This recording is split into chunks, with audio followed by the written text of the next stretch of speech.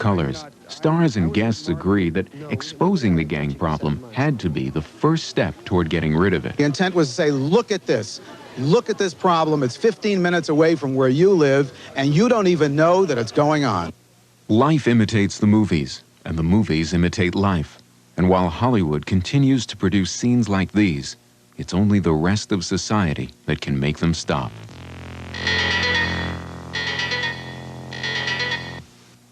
Imagine movies at home whenever you are. The Movie Channel, a whole channel devoted to movies.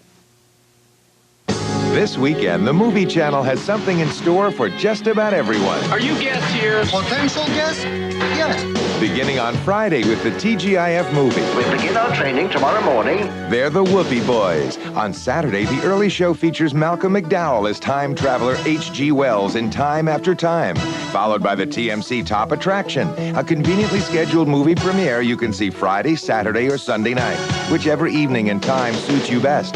This weekend's Top Attraction stars Christopher Reeve as a reporter living on the edge in Street Smart. And on Joe Bob's Drive-In Theater, the streets heat up at night in Street Walkin'. On Sunday, the Star Movie presents Chuck Norris in Missing in Action 2, followed by Critics' Choice with Letter to Brezhnev. And get set to record this weekend's VCR Overnight with Friday night's all-night drive-in, Saturday's movie marathon, and Sunday's TMC Classics this weekend on the Movie Channel. A bunch of zeros learn their ABCs. They're as smart as you and me. You and I. All of us. Tension breaker had to be done. We're trapped like rats. Mark Harmon stars in Summer School, playing Monday on the Movie Channel. Imagine a whole channel devoted to movies, a whole channel especially designed for those who are going, renting, and watching them on TV more than ever before. You've just imagined the new Movie Channel. We've got a brand new schedule that gives you the widest variety of movie options, when to watch, when to tape, compatible with your lifestyle. On the weekends, when you really want to see movies, the new Movie Channel takes you from Friday to Sunday with a weekend multiplex, a multiplex that's right in your own home, but with the benefits of scheduling just like it is at a real theater. You can kick off the weekend with the TGIF and action movies. Then move on to the Top Attraction, a premiere movie you won't have to miss because you'll have the option of watching it at 3 different prime viewing times. Just pick the showing that fits your schedule, whichever evening and time suits you best.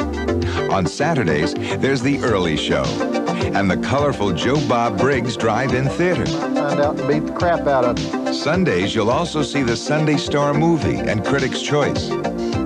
If you like the convenience of movies on tape, you'll love the Movie Channel's VCR Overnight. You can shift your VCR into maximum overdrive to record movies every night with no promotional interruptions.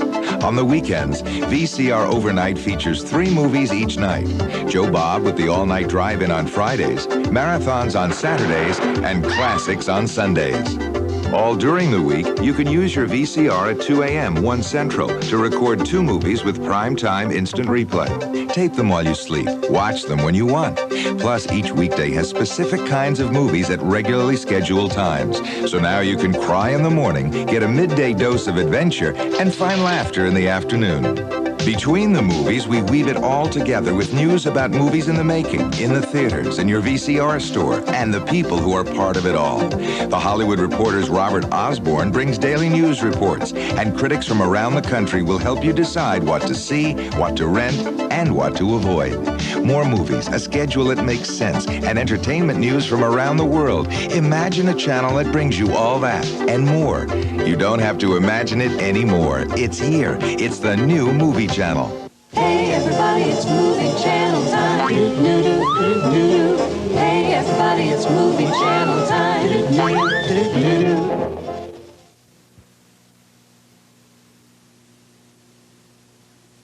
And who knows what else? So, to get all this stuff, grab your crayon, write down your name, address, and phone number, and send it to Movie Lover Mania Sweepstakes, P.O. Box 8062, Bohemia, New York, 11716. You got that? Movie Lover Mania Sweepstakes, P.O. Box 8062, Bohemia, New York, 11716. But you gotta have it in by June 30th, 1988. It's incredible. The Movie Channel in the kitchen, the Movie Channel in the bathroom, the Movie Channel in the closet. I like that idea. The movie channel in the closet. Movies in the theater, movies on video cassette, movies everywhere, 24 hours a day. It's movie lover mania. And that's what the movie channel is really all about. Time to enter the zone.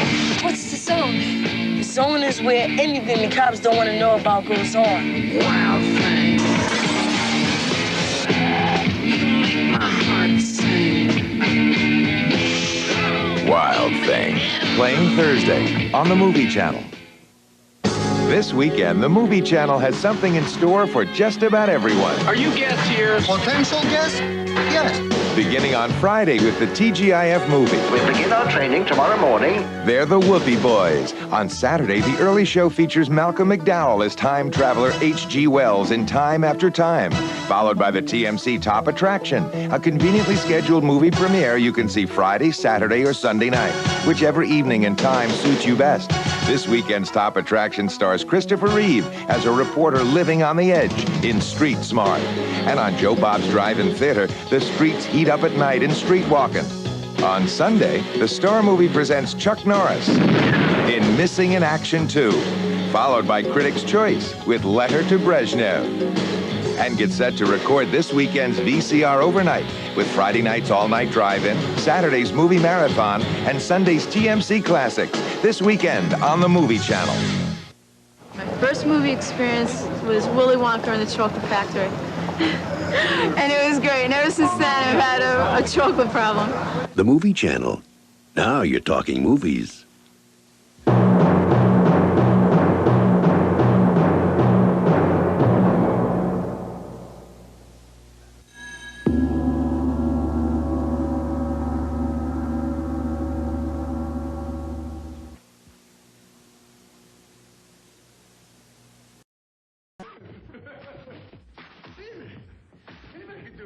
They basically used the entire floor, and it took an incredible amount of time to set things up. I never realized that to do a shot for like 10 seconds, it takes 10 hours to set the camera and the lights and the sound and everything else. That was my biggest shock.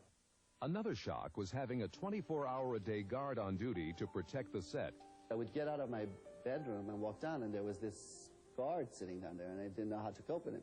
What Nassari could easily cope with was playing host to all of his friends' kids for several days after the shooting ended. There were 4 or 5 kids, basically the age of 4 or 5, who suddenly ended up in this amazing toy store where they could play with whatever they wanted to do. And I remember one of them, called Christopher, who walked in here, looked at all of the toys, and ran towards me saying, thank you, Mr. Macy's." I don't think any movie will ever have the impact on me that The Graduate had. From the very first time that I saw it, I became obsessed with that movie.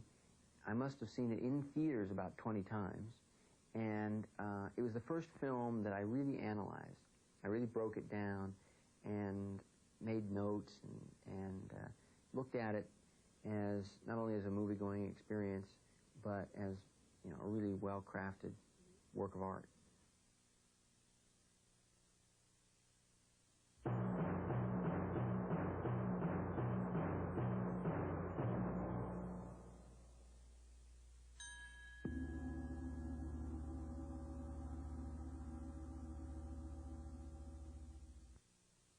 This is a Laughternoon movie.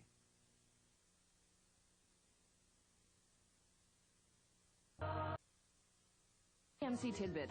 Principal photography on Cher's new movie Mermaids, a mother-daughter saga, started late last month.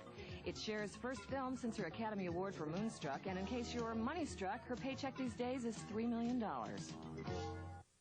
Oh, you don't know me, but you will. Catch my act. It's part of the story, my story. You won't believe it.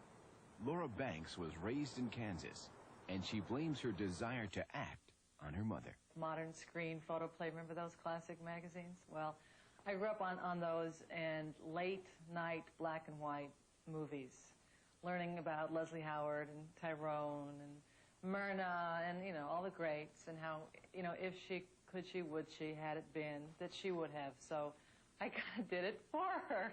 Laura went to college in Los Angeles and earned a degree in visual arts. I got out of college and I said, it's either drawing and painting or film and TV. And there I was in LA. I'd gone there for a reason. That was no coincidence. And in my heart of hearts, I said, this acting thing keeps coming up. You say, Jets, Jets, Jets. You send me flowers. What? Spit it out! Huey wants to make it up with you. Okay, guys, thank you. Very nice. So I began to read the trade papers, just try and see what this business was about.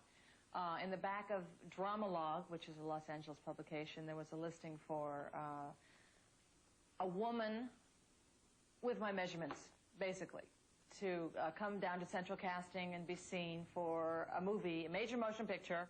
The picture was Star Trek II, where Laura played the navigator of the starship. The Star Trek role meant a beginning to a career in film and TV. I didn't know it at the time.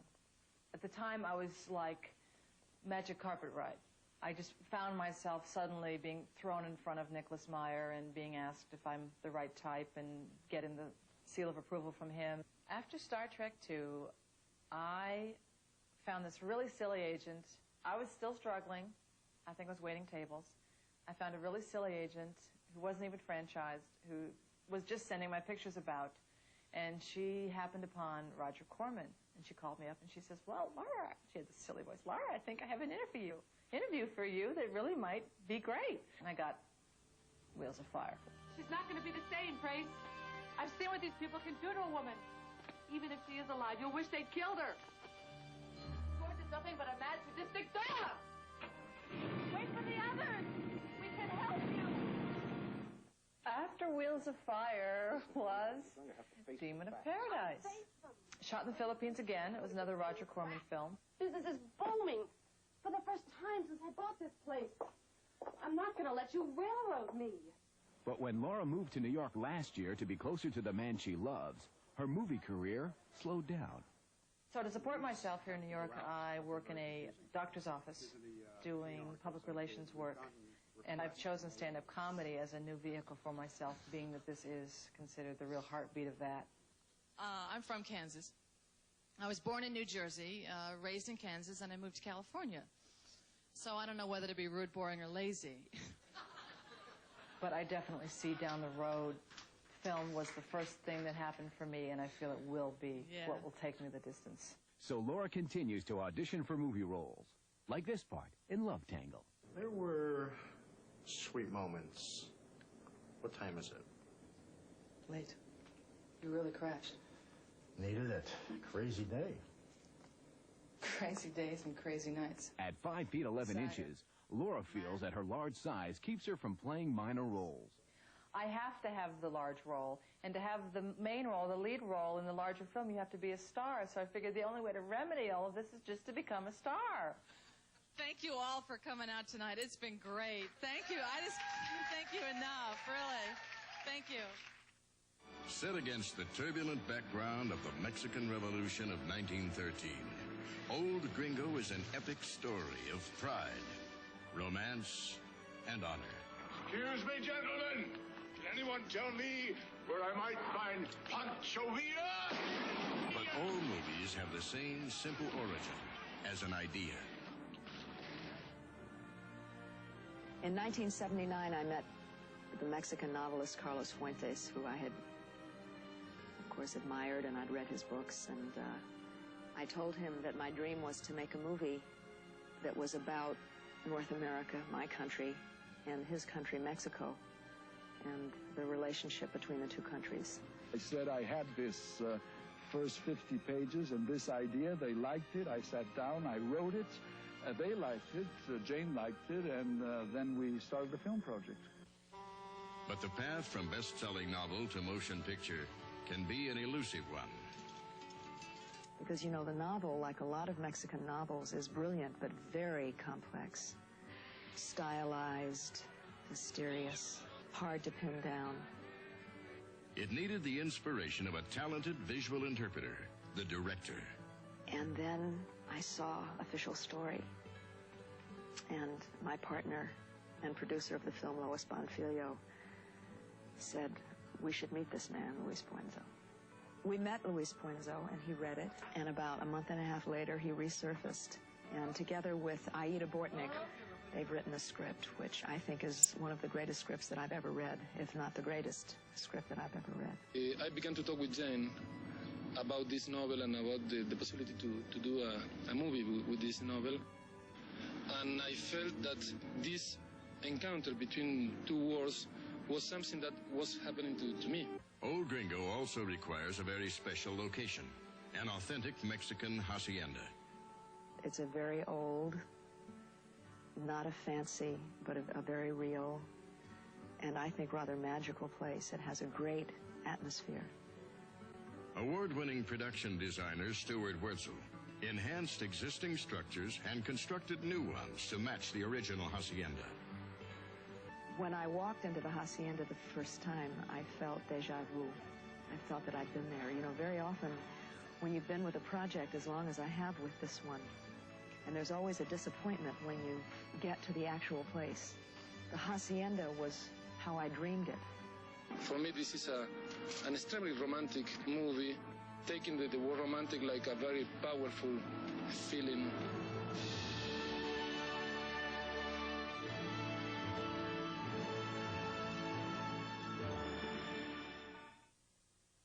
More TMC News. Patrick Swayze will soon get a taste of the Big Apple. He begins a 6-week tour of duty next month to film Ghosts with Whoopi Goldberg. It'll also allow him to check on his popular New York restaurant, Mulholland Drive Cafe. Reservations are being taken, ladies. To this day, my favorite film of all time, and it was also my favorite book. I've read the book about 6 times, and I think it's a miracle of a film.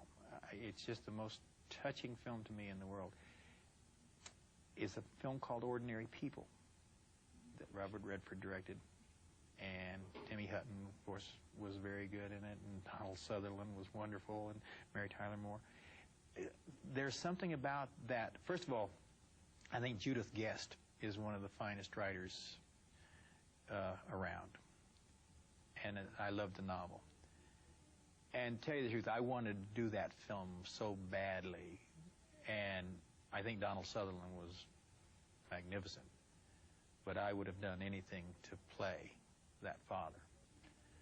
And that film means the world to me. The Movie Channel makes it easy to shift your VCR into maximum overdrive, because now you can record movies every night with no promotional interruptions on VCR Overnight. Friday, tape Joe Bob Briggs all-night drive-in, starting with Fright Night at 1 a.m. Midnight Central, followed by Waxwork and Slumber Party Massacre 2. It's the easiest way ever to feed your machine a nightly dose of movies. VCR Overnight. Tape while you sleep, then watch when you want. Some of them believe a woman living alone up there has to be mad. She was trying to protect their lives by putting her own at risk. Give my gorillas the protection they're entitled to. Your gorillas. Diane, we can't stay on this mountain forever. Oscar nominee Sigourney Weaver, Brian Brown, Gorillas in the Mist. Playing Sunday on the Movie Channel.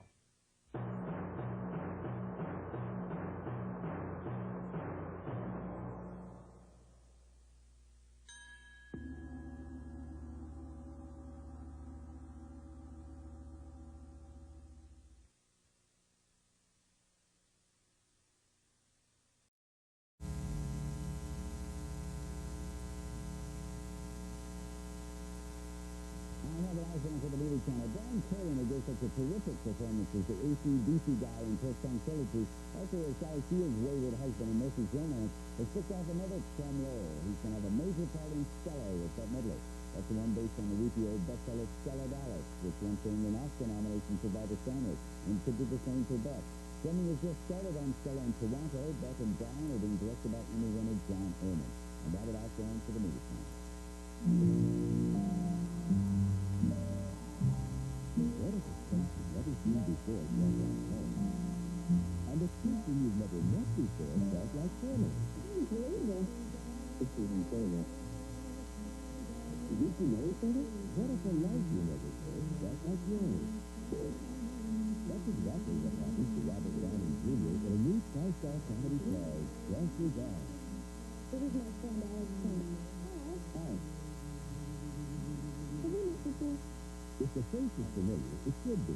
Steve Sybil Sweaters. Address, Steve Ryan O'Neill. And that's Mary Stuart Masterson, all swept up in Transylvania. A romantic tale of two lifetimes. The hilarious story of Alex Turner. As a matter of fact, Alex has a whole head full of great memories. Unfortunately, they're not true. Oh, God. I mean, Jeffrey. Everything's upstairs until you push down. Sometimes you do things and you don't know why, and who knows that you're not acting on impulse or some a past inclination or some unfinished business. I think it's a very positive movie. It's about love and the powerful effect that it has in people's lives. And whether you believe in reincarnation or not doesn't matter. Look in my eyes. It's a baby? A baby? It's a baby.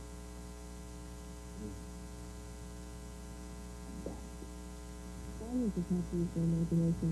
And the trick of a really good film is it starts the audience and somehow manages to get the audience to imagine that what they're seeing is real.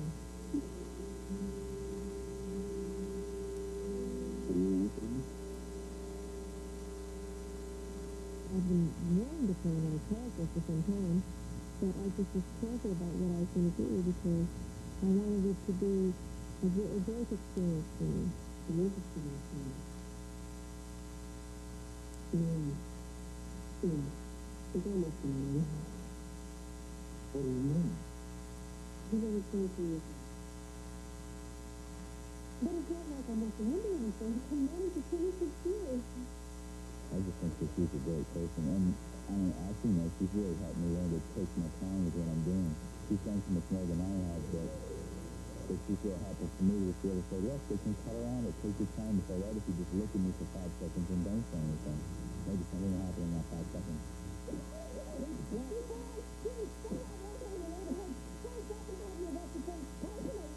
And I know you do acting to the police again, remember? Remember this?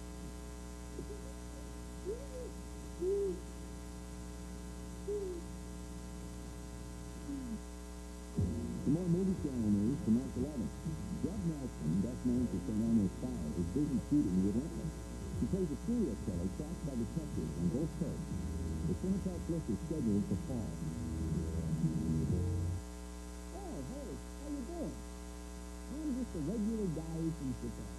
And you know how here on the movie channel they always got some films where they're talking about movies? I'll tell you the truth, pal. I never know what the heck they're talking about.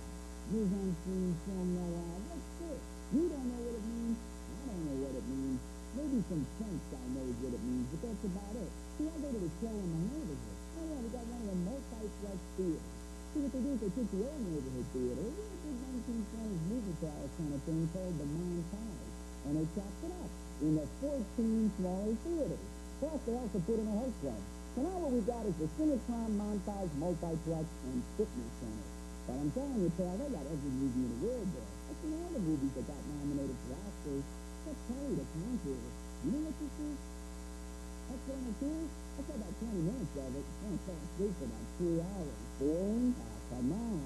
William Hurt. Now, this guy is hardly Mr. Excitement here in the first place, right? And in this movie, he's going through a depression. Man, I'm telling you, it's like Night of the Living Dead.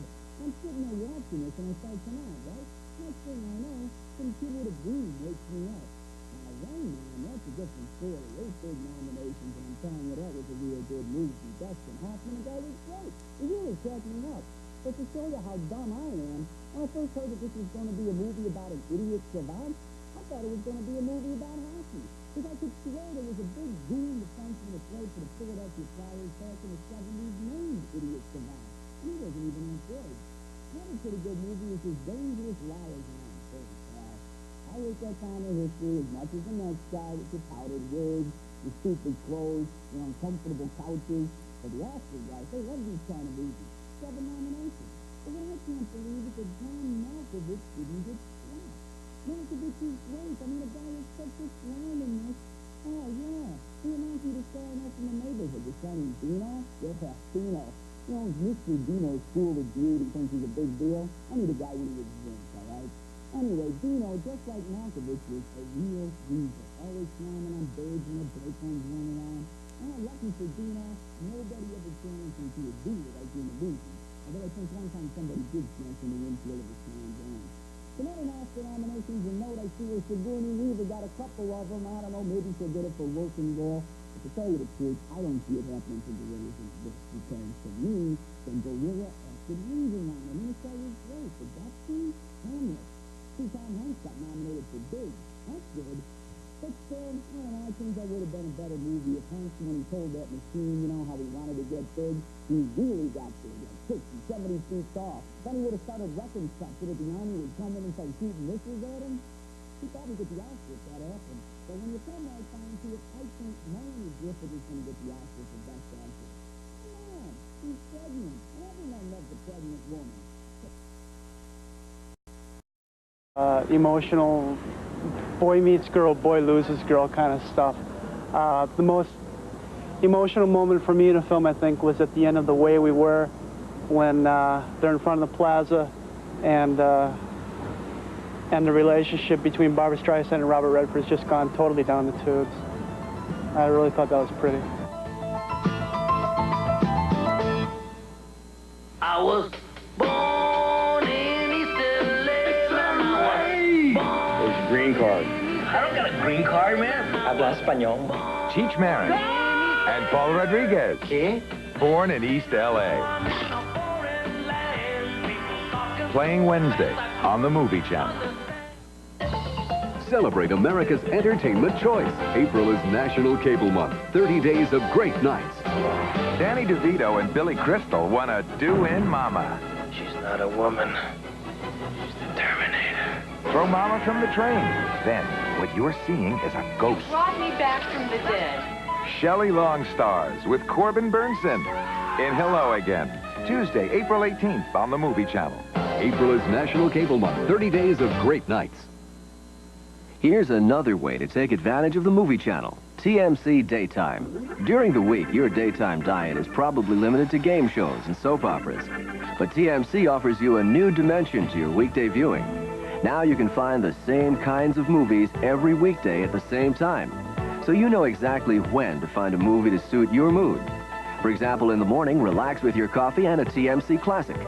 Followed by the daytime drama of Dramarama. Lunch break is filling with the big movie. And in the afternoon, you can enjoy adventure with the action attraction and have fun with the Lafternoon movie. Watch them or tape them. Now you know where to find them. All day long, you can count on finding the kind of movie you like best at the same time each weekday. That's the Movie Channel advantage. Some TMC tidbits. This year's Oscars enjoyed its largest TV audience in 5 years. Though this sounds good on the surface, the show has never been able to restore the phenomenal ratings it reached in the 60s and 70s. 5 years in jail! 5 years! In their new movie, Three Fugitives, Nick Nolte and Martin Short may look like the very worst of enemies. In reality, though, they're the very best of friends. Not old friends, mind you. New ones, hitting it off in their first film together with an almost brotherly, rough-and-tumble, Mutt and Jeff chemistry that bubbles over right onto the screen. Almost had him. Almost had him. Everybody, hands up! Hands up! Stick him up! In Three Fugitives, Nolte's an ex-con trying to go right until he's taken hostage by an out-of-work father trying to go wrong. A man who'll do anything to get money and keep custody of his little girl during what becomes an action-packed, laugh-filled, bullet-riddled, well-oiled run for the northern border. What the hell are you doing? They're looking for 2 men and a little girl. You don't really expect me to dress up like a woman, do you?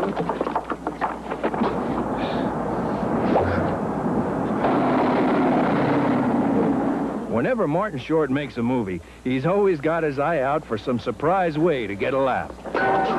Hey, you all right? Yes, fine. You better watch where you're going, buddy. Yes. But on location for Three Fugitives, the normally serious Nick Nolte fought back with a little unexpected fun of his own. Part of Marty's serious work is to have fun. So he works hard at having fun. You can't insult me like that. Go back. What do you think this is? A stand-up show? Oh, tie. Oh, don't tie me up, man. The main thing that excited me about working with Nick, I'd never met him, was the caliber of actor that he is. I mean, it's like playing tennis and playing with someone who's brilliant, so you have to come up to that level. He's so real and he's so involved in the character he plays, you kind of sit back and say, well, then I'll get that involved in the character I'll play. You know, it's hard to slough off when you're working with Nick. The more the actors can do to make it ensemble, the better. The more you get to know another actor, the more you get to time you get to spend with them, the more material you have to bring to the film. Just because you get personal experiences. The bonus in this film is that we became good friends. Christ! All because I blew a holdup. All because I pulled off 14 holdups. Well, how was I to know who you were? I just took a hostage. I had nothing against you personally. Hey, I'm in this too, you know. Ah, shut up. They were wartime detectives investigating a series of murders nobody wanted solved. This ain't a thing for you. This is an officer thing. Willem Dafoe. Can't you see? Someone sped up those orders because of what we're working on. And Gregory Hines, Off Limits, playing Thursday on the Movie Channel. To play or not to play? That is the question. I won't hit on you. I won't even breathe. Safe sex. Who would have ever thought those two words would exist in the same sentence? You want foreplay? Leah Thompson and Victoria Jackson explore casual sex. Coming soon on the Movie Channel.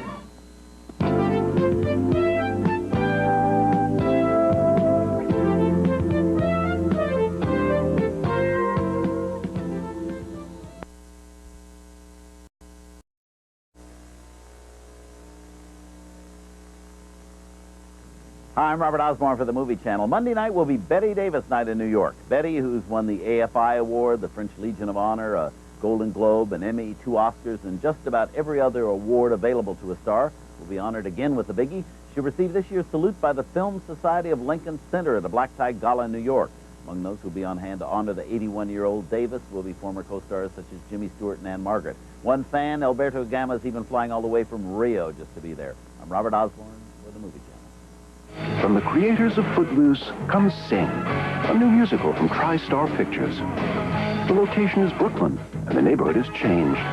The people who live here fight to hold on to what they've got. A community in crisis that turns to Sing, a musical tradition that has held them together for over 40 years.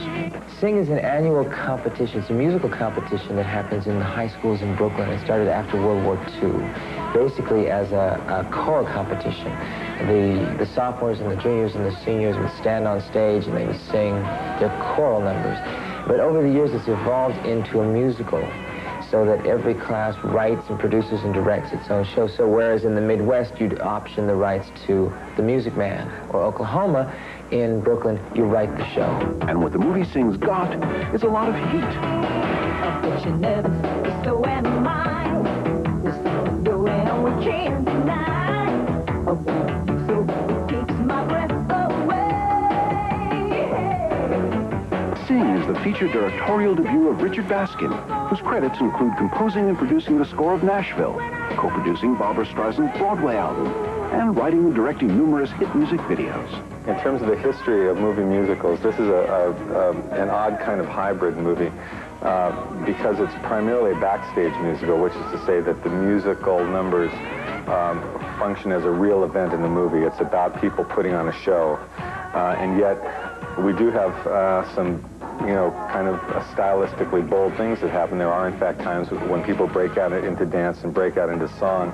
And in that regard, I can't think of another movie that's exactly like it that has both of those things and yet is essentially a realistic movie. All my life, I've been in love. Always burned every bridge I crossed. Heart of stone, will of steel. The music in this film actually ranges from everything from contemporary pop, dance, urban music, all the way to some flat-out performance numbers. One number in particular, which is like a Broadway showstopper. What's the matter with love? What's the matter with feeling? The way that we're feeling. What the movie is about, underneath all the song and the dance, is about people pulling together for something that they believe in, refusing to let go of a dream.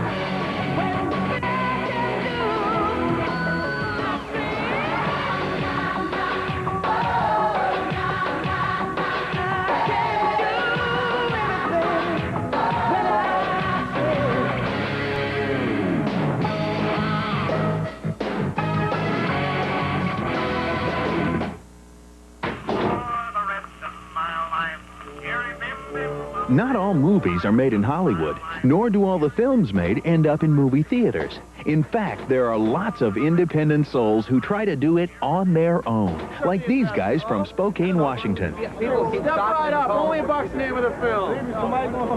Yeah. Forget about the stock market. Invest in something real solid. A solid comedy. Come on up. Get a flyer. Call 1-800-HECK-YES. Order your drive. Take it easy. The entertainment value of the century. And how did this all begin? We both have had ideas about how to bring small-time art and film to the big market. And it's basically, so you don't have to live in New York or LA, you produce it at home, put it in a quirky vehicle, and drive to the door of the distributor or the gallery and say, here I am. And if you don't like it, if we can't come in the building, then we'll show it out of the truck. Only $1 is loosely based on its own making. We put out over 5 million of these products each year. And a couple of them did become tainted, which is too bad. In fact, it could be a tragedy. But I think if you check it out, you'll find that we have a safe plant. Thank you very much. You know, this story could have been a lot better. I mean, there could have been some good shots in it. You want to know who suffers from all this? What the hell is he doing up there? Television viewer. Well, I'm not going to have anything to do with it anymore. Get him over I'm done with this station, and I hope you're done with it too. Right now, you're fired. Yeah, I know that. I had a business I was a partner in. We were all ready to quit anyway, and someone wanted to buy it, so we sold the company. And it just went that way all the way down the line. Didn't I tell you? I figured out what to do. I'm making a movie. A movie? About what? About 90 minutes, Herb, or it wouldn't be a movie. It costs a lot of money to make movies. I mean, where are you going to come up with that kind of cash? I'll get backers to put up the money, just like with any film. Backers? What backers? Banks. When I still had my job, I applied for every credit card on the planet, figuring if I ever get cancer and have 6 months to live, I'm going to live it up. It's a great idea. The movie was made for about $75,000, and it doesn't sound like much in Hollywood terms, and it's not. But in our terms, it's a lot. So I think it was a big budget movie. But we spent our money carefully, I think. In fact, the film went black and white to save money until...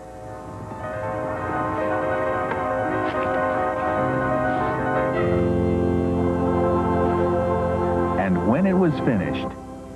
We presented to two distributors, and considering that the independent feature scene right now is pretty grim. I mean, the companies that distribute independent films are dropping like flies, and so it's a pretty grim scene, so we decided rather than turn it over to a distributor under pretty vague, pretty negative conditions, we would just give it a push ourselves. Being promotionally inclined, that's what we do for a living on a freelance basis, so we decided to implement the Rest Stop movie tour. First of all, the truck isn't actually that big in relation to the U.S. It's like little teeny, like it'll be right there. So we started in Spokane, Washington, went across. It's kind of bumpy. It doesn't have good suspension, so it kind of moves into here. We stopped in Missoula, Montana for a while and sold a few tapes. Came across, we skipped a lot of the smaller towns in between, except for Gas, like in Valley City, where we sold 6 tapes. And continued across the country. But ultimately... We want a theatrical release for only $1, and we're not done yet. We think we can get it. We've been selling limited edition video cassettes to lucky people out the back of our truck, and they are going to be holding a really expensive piece of art, actually. And maybe the film will make it to the silver screen. Only $1 was accepted into the 1989 LA Film Festival. The most important thing about a movie is responding to it, is it affecting me. Coming out of it with a certain sense of either awe or joy or depression, something like that.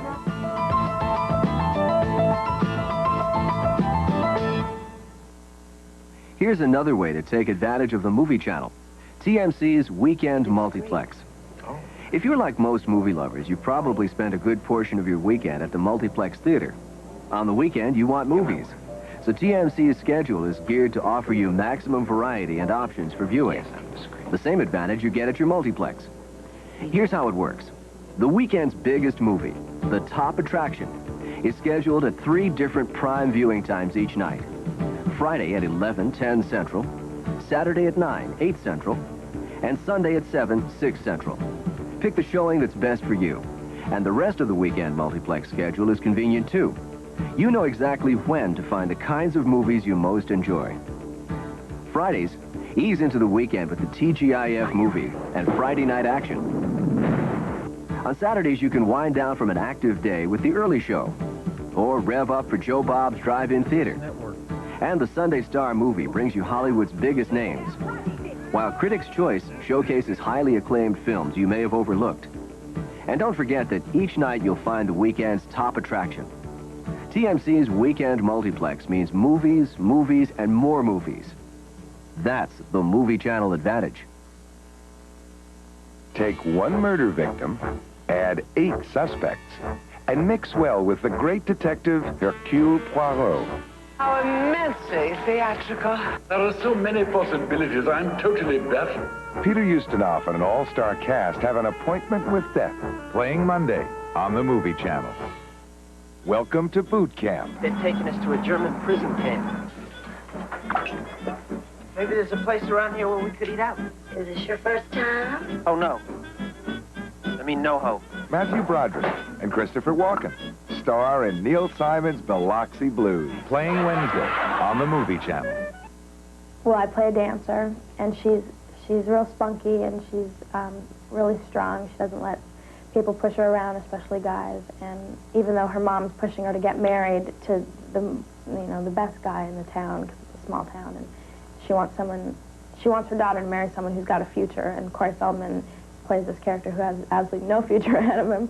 And but she's her own person, and she really wants to choose who she likes. And she says, look, I'm in high school. This is ridiculous. Don't push marriage on me already. And she's a real strong, intelligent girl. I'm a lot like my character in that I mean, I'm strong.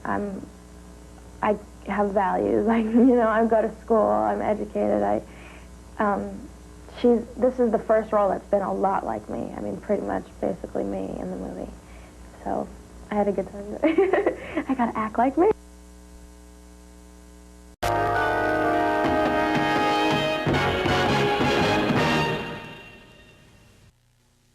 A TMC tidbit. Fred Savage of TV's The Wonder Years and Beau Bridges will work together in The Wizard. The movie centers on the kidnapping of a kid by his older brother and their escapades en route to a video tournament.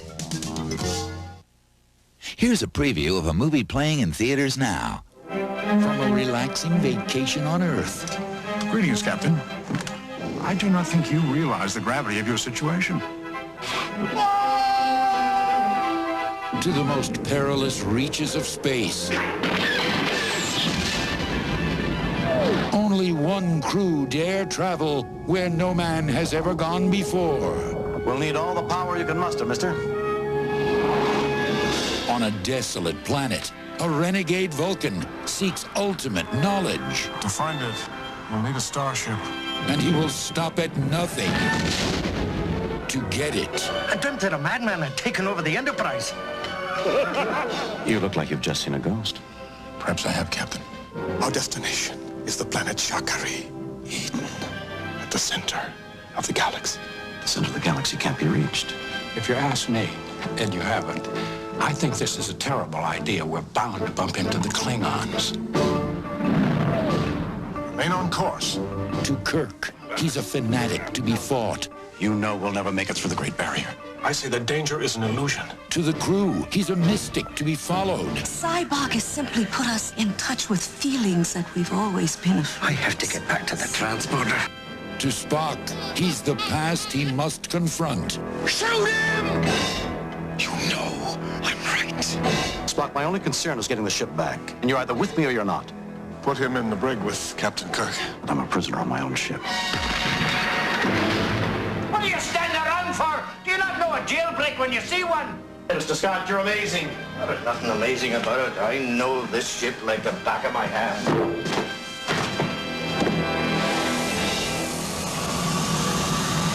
Emergency channel open. A hostile force has taken control of our vessel.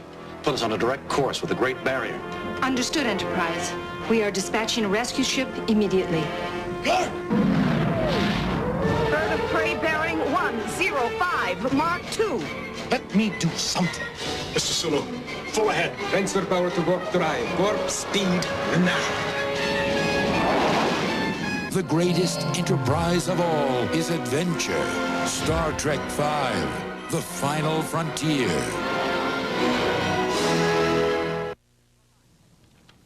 Oh, hi. I'm Ian Scholl, social critic. Here once again to talk about the movies and what they mean to me. You know, if you read the supermarket tabloids every week, and don't tell me you don't, you'll know that the big problems facing America today are, in no particular order, the return of Elvis, UFOs, alien babies, and, of course, Elvis babies. But I think I found a new threat. Movies. Check it out. This is the Castro Theater in San Francisco.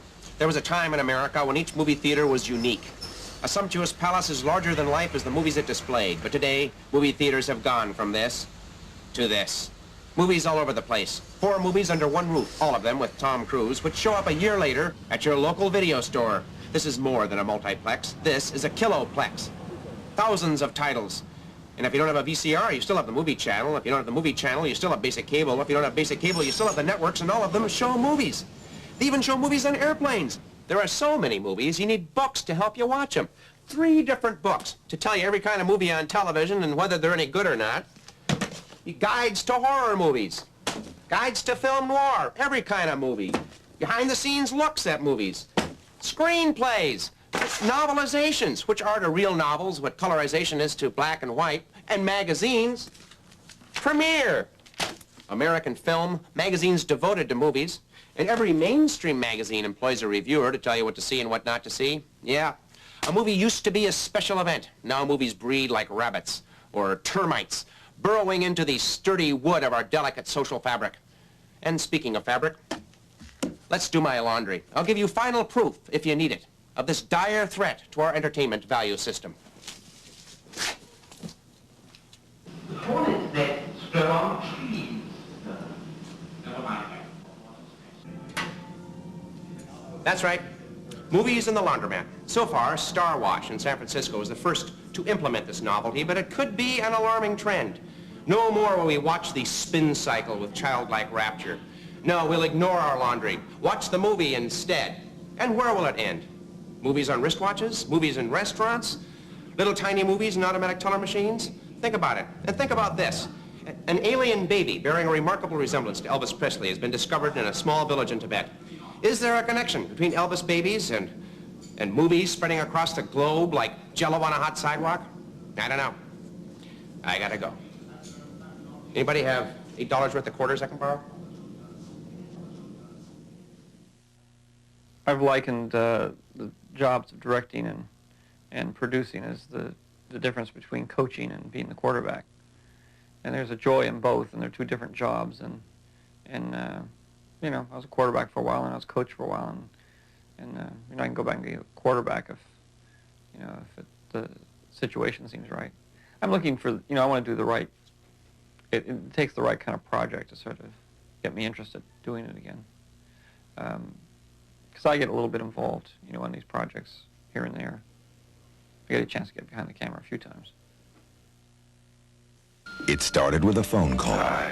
I know you're there. From a lover she had never met. Someone was here asking about you. I think you want to talk to me. You'd like to, wouldn't you? This is dangerous stuff. Patricia Charbonneau stars in Call Me. Playing tonight on the Movie Channel. The Movie Channel makes it easy to shift your VCR into maximum overdrive because now you can record movies every night with no promotional interruptions on VCR Overnight. Friday, tape the Joe Bob Briggs all-night drive-in starting with She's 19 and Ready at 12:45 a.m., 11:45 p.m. Central, followed by Surf Nazis Must Die and Captain Midnight. It's the easiest way ever to feed your machine a nightly dose of movies. VCR Overnight. Tape while you sleep, watch when you want.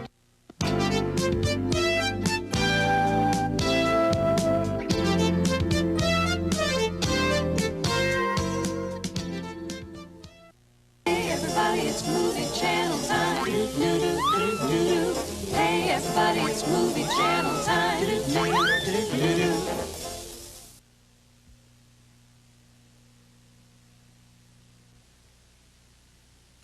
watching the Night of Nights Festival, part of the month-long Movie Channel Challenge. Coming up next, movie number 213, Clash of the Titans. O'Hare is the world's busiest airport. Approximately 150,000 to 200,000 passengers will pass through O'Hare on any given day. And if that weren't enough, for 3 days recently, there were almost 300 more people crowding Chicago's O'Hare as a major film production crew was shooting scenes for director Chris Columbus's latest movie, Home Alone. It's the story of Kevin McAllister, played by Macaulay Culkin. His parents, played by John Hurd and Catherine O'Hara, accidentally leave him behind when they take off to spend Christmas in Paris. They were able to turn a springtime airport into Christmas, and authorities kept the high volume of foot traffic flowing so there would be minimal interruption to the shoot. The film's script calls for Kevin's mom to spend frantic time in France's Orly Airport before she eventually returns home. We needed Orly Airport, and what we had was O'Hare Airport.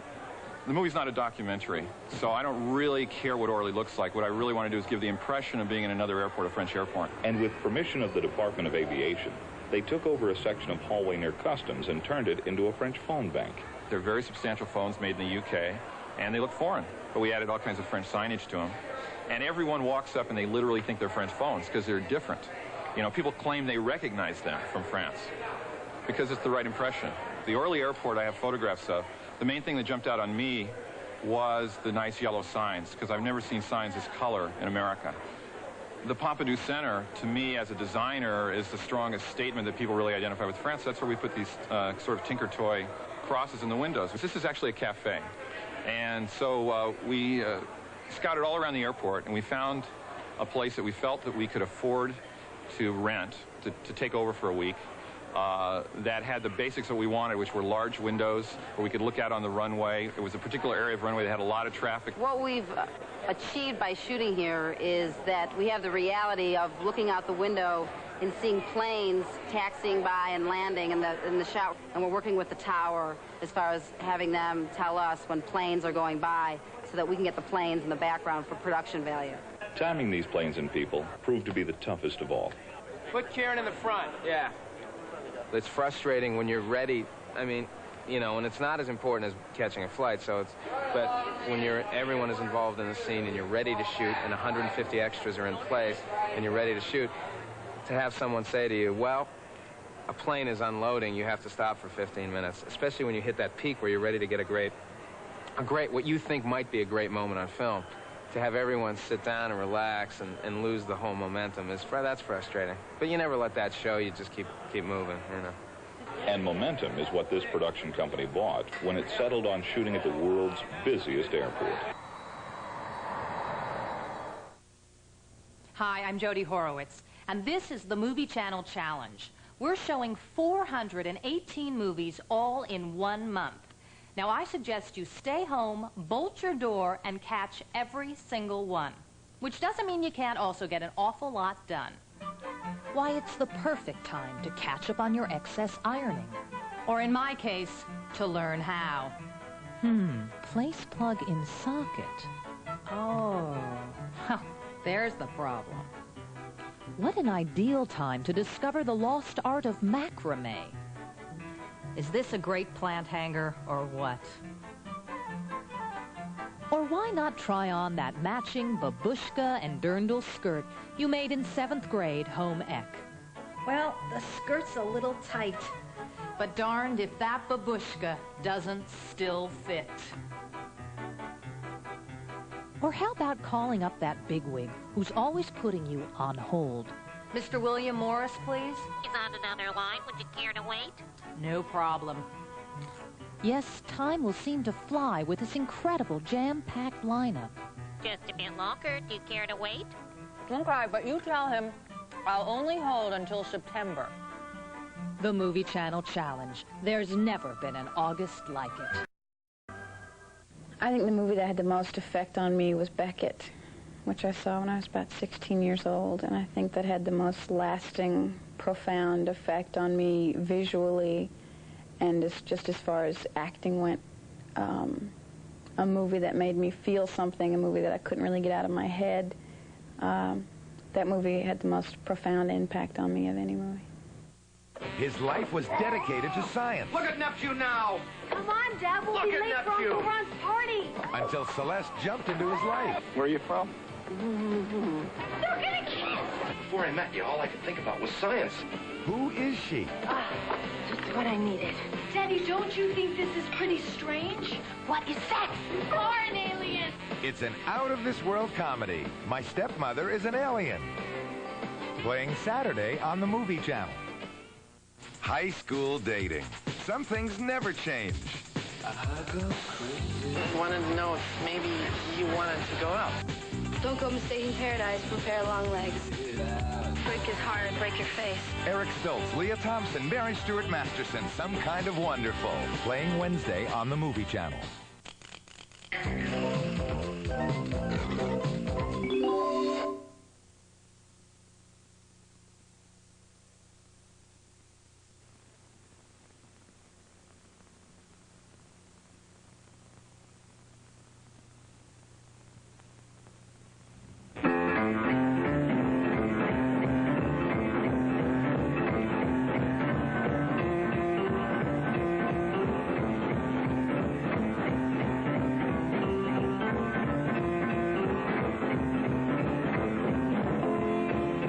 Charlie Boogie Woogie.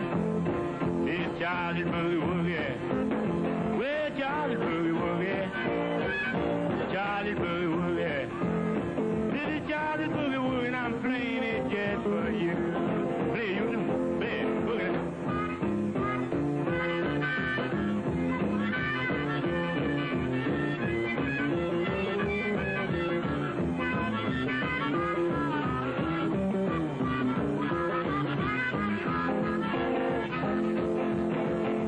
Boogie to the left, boogie to the right. Go to boogie and I'll boogie all night. This Charlie Boogie Woogie. It's my boogie woogie. Well, it's my boogie woogie and I'm playing it just for you. Play it again now, boy, play it.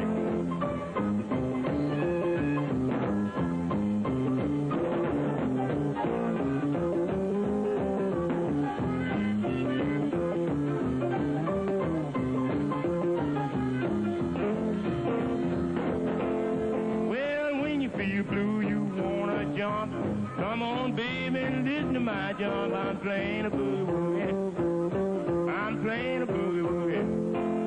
Well, it's Charlie's boogie woogie, and I'm playing it just for you. Play it out.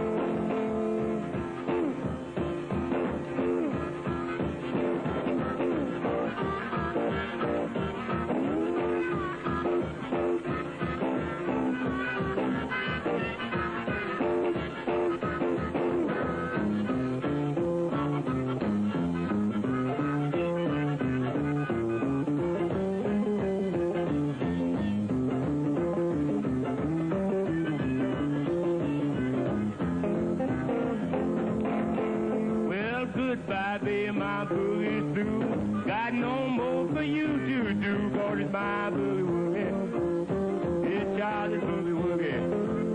Well, it's my boogie woogie, and I'm playing it just for you.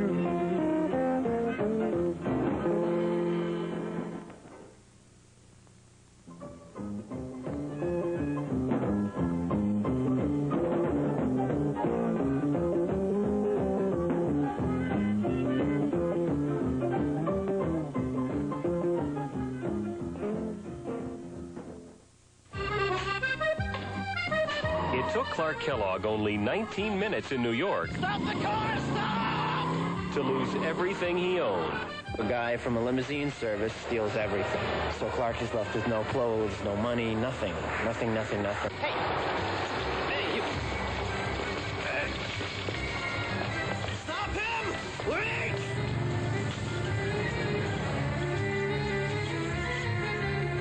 I want my money and my stuff. No habla inglés. My money and my stuff, or I call the cops. No inglés. Knock it off. I know who you are. Well, where's my stuff? Upstairs. Give me a hand with the wagon, would you? Unfortunately for Clark, Victor Ray, played by Bruno Kirby, no longer has his money. What if I got you a job? An unbelievable opportunity. Basically, I take him to see my My Uncle Carmine, who's played by Marlon Brando. I bet I know what you're thinking of resemblance, right?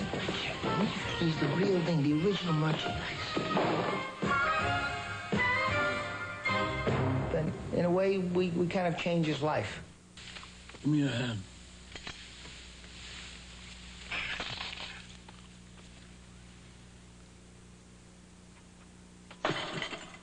I want you to take this opportunity. Totally legitimate work for $1,000 a week, and I know that you're not going to disappoint me. Oh, I don't see how I could say no. I want to hear yes. Yes. Once you have Marlon in a picture, you're in a casting heaven, because you simply decide who you want, and if they're available, they do it, because every actor in the world wants to work with them. So if you start with Marlon, you can cast whoever you want. You're in now for life. Clark also meets the boss's daughter. My father thinks that Clark is an A student. Yes, he's a very fine. A student, that's what my father said. Yes, absolutely A. Okay. We're not going to forget about the most important thing. Which is? You marry my daughter. You don't want to marry me? I don't want to marry anybody. Rodolfo Laspari? I don't want to go to Palermo, Sicily. Have you ever been there? No, of course not. And you really can't make an informed judgment, can you, Rodolfo? I know you're going to be loyal to me. Until death. Until death. Like a real son. Oh, I don't know. The son I never had. Oh. These are the amazing Mushnicks of Fleabag, New Jersey. Records are their business. In 1970, Carmine and Moonbeam Mushnick went after the record for listening to Crimson and Clover over and over. Far out. The Como is only temporary. Undaunted, they and the rest of the Mushnicks are now taking the Movie Channel Challenge. Can they get through all 418 different movies this month without a break? We're about 2 weeks into the attempt now, and they're still at it. What stamina, what dedication. What planet is this? Things could be getting a little shaky with the Mushnicks, but they're going for the record. How about you? Take the Movie Channel Challenge. You're part of TV history, the most movies ever, 418 this month. Now, here's movie number...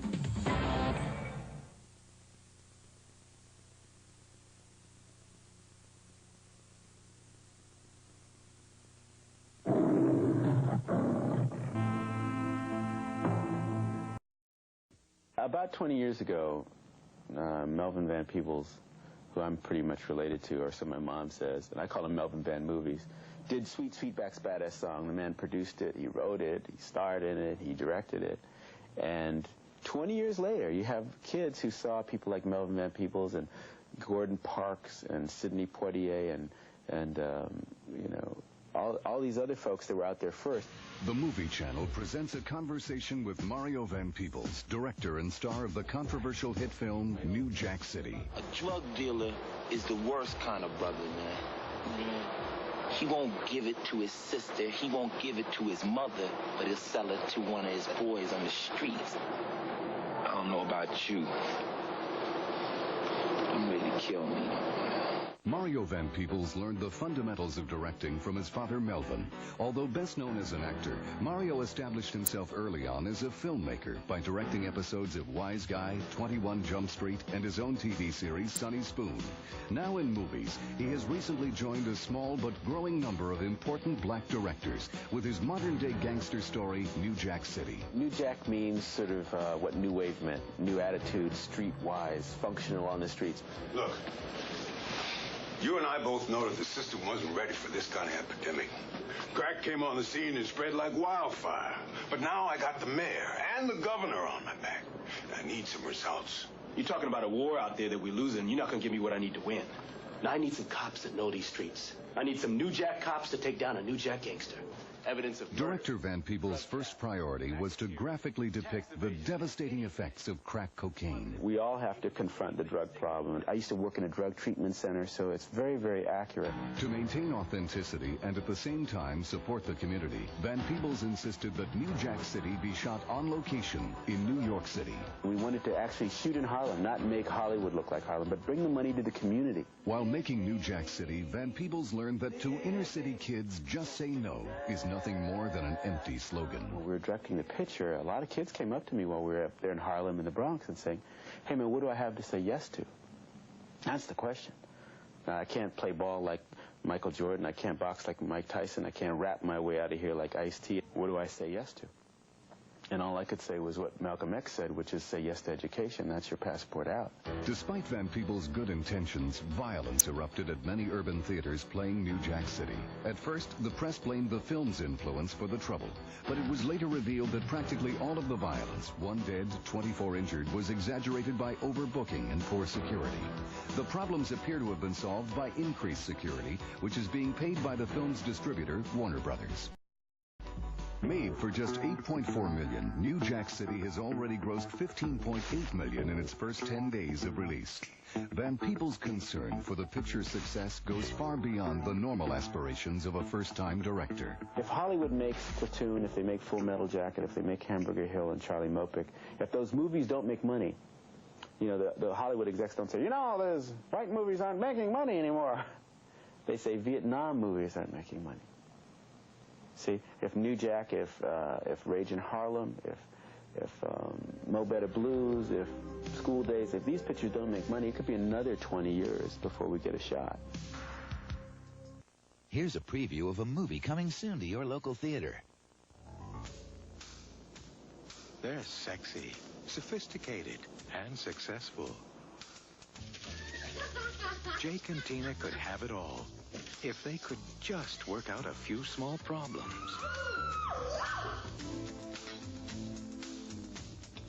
We've always said when it comes to food, shoes, and sex, price is no object. Good shoes are important. The old greeting cards being refused.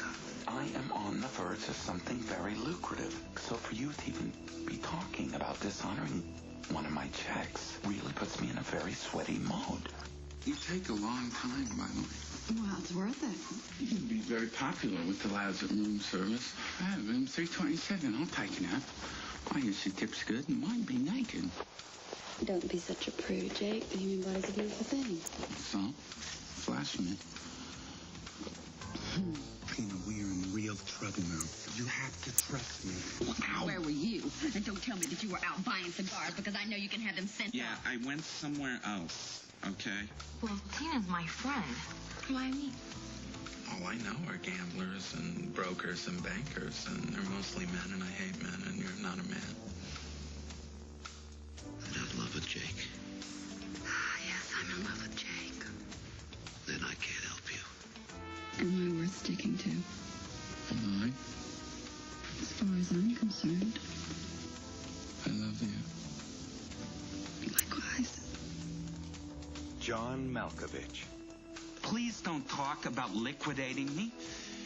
Teddy, I am asking for grace. Grace? Andy McDowell. Jake, I've got a very naughty idea. The object of beauty. Oh, that's a good idea. It doesn't cost anything. They lost everything and found each other. You always feel naked when you're an actor. You always feel like you're out there and, you know, you're exposing yourself and you feel afraid and you wonder whether you're good and you wonder about how you look, and it's endless. So I'm very self-critical. When I see myself, I'm always, you know, cringing and thinking, oh, why did I do that? Or, but at a certain point, it becomes very useful to watch yourself. As a craftsman, you learn it's helpful.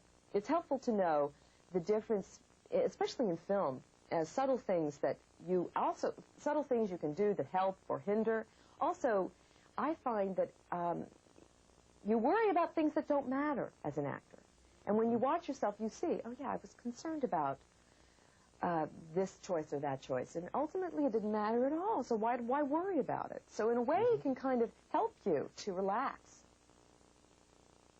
A totally awesome force has sent Bill and Ted back through time. Now they're in history's problem. Historical babes. How's it going, royal ugly dudes? Execute them. Buddhist. Let's reach out and touch someone.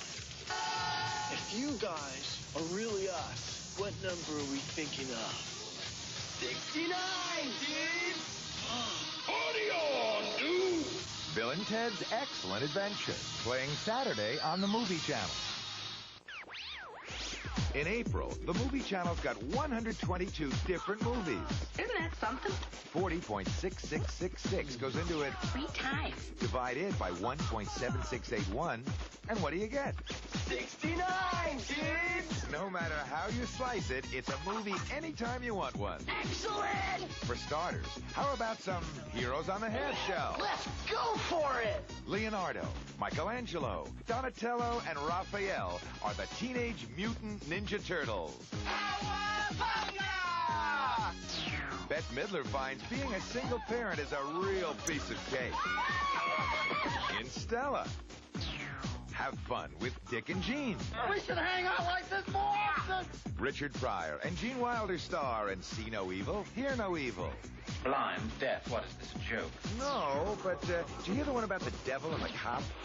Church doesn't allow us to discuss that. Otherwise, we may all end up on Geraldo. Lou Diamond Phillips takes it to the first power. It's not to be played with. And Alec Baldwin plays this one for keeps. No! You still haven't told me what it is you do. I take people's money and put it to work. Jennifer Jason Leigh and Fred Ward co-star in Miami Blues. Eddie Murphy gets a little blue himself. Can I talk to you for a minute? In Raw. What's the best way to a woman's heart? That's a good question. Through sex. Are you having an affair? Lies. No, I'm not. And videotape. These dudes aren't bound by spatio-temporal constraints. No way. Yes, wait! In Bill and Ted's Excellent Adventure. You can catch Tom Hanks and Carrie Fisher in The Burbs. And Charles Bronson explores the dark side in Kinjite Forbidden Subjects. Meg Ryan and Billy Crystal. Okay. When Harry Met Sally. Oh, God. We've got the hots. Yes! I mean the hits. Just some of the 122 movies coming in April on the Movie Channel.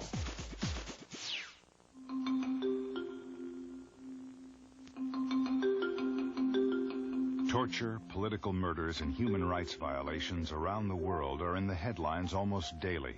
But they're hardly the subject matter for a typical Hollywood movie.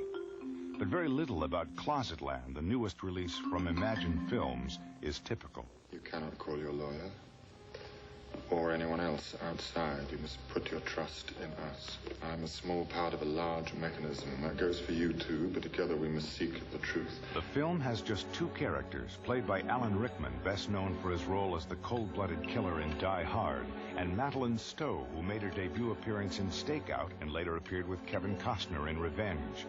Closetland is the powerful story of a woman falsely accused and tortured by her government for alleged subversive writing. Deliberate deceit will not be tolerated, although personally I may find your lies charming. Inadvertent blunders will be treated with firm kindness, and you must trust me to decide the ratio of firmness to kindness. Your best hope would be to depersonalize what follows and not to look upon me as a foe or yourself as a victim. In the past, films such as Missing with Jack Lemmon and Sissy Spacek and Midnight Express have dealt with similar subjects, but Closetland handles the difficult topic in a uniquely stylized way. In this particular movie, you're not going to see blood. You're not going to see beatings. You're not going to see any of the things that you expect to see in a film that, you know, where torture is a prominent theme. Instead, it's the psychological toll that you know, is taken, and the mental process and the emotional process. I guess it goes inside those people's minds, and I guess what it asks the audience to do is to test themselves against the movie, and it kind of throws the movie back in the audience's face and says, what do you think about this? What's your reaction to this? How does this make you feel? What does this make you think? Closetland takes place in an unknown country. The characters have no names, and the audience has no idea what year it is. For Jack Healy, executive director of Amnesty International, the human rights organization instrumental in the making of Closetland, this is no mere psychological thriller. It is deeply rooted in reality.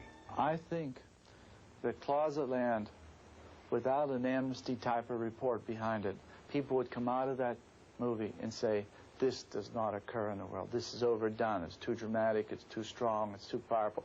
This doesn't occur. And what we're saying, it not only occurs, it's much worse. And it occurs to thousands and tens of thousands of people living and dead. The idea that people are held against their will, they're held for ridiculous reasons, is really, really appalling. And I never did anything about it, you know. I have never done anything about it. I would just get angry and talk to my friends and have, you know, long conversations about how angry it made me and how unfair it was. And you know, I suppose in a lot of ways it's time that I sort of stop that. It's not enough to sort of give your money to causes that you believe in. You have to give actively of your time. You've been spying on me, haven't you, since last year, maybe even before? Why? Why have my private conversations been taped? I wasn't dragged here by mistake. It's all part of some plan, isn't it? The movie Closetland ends with a quote from Amnesty that half the governments of the world torture every day. And we asked to have that put in so that the film, when finished, it verifies the basic question, does this really occur?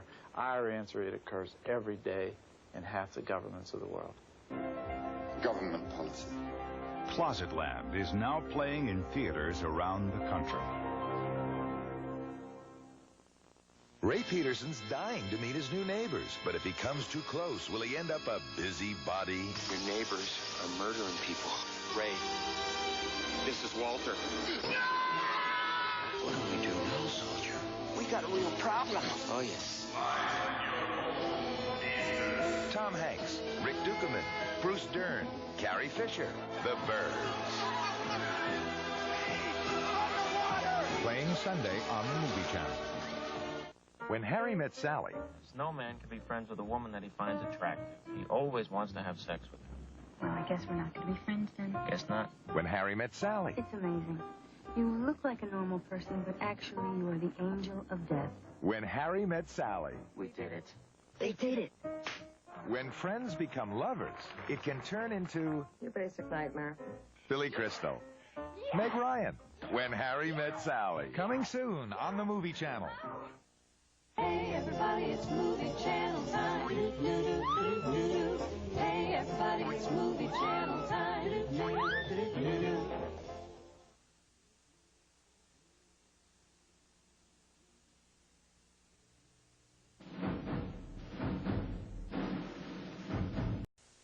Can you see fame in these faces? Bucks in this pie? Stars on this sidewalk? Regret in this eye? You're asking why? Then you've never had a major motion picture company set up on location in your hometown.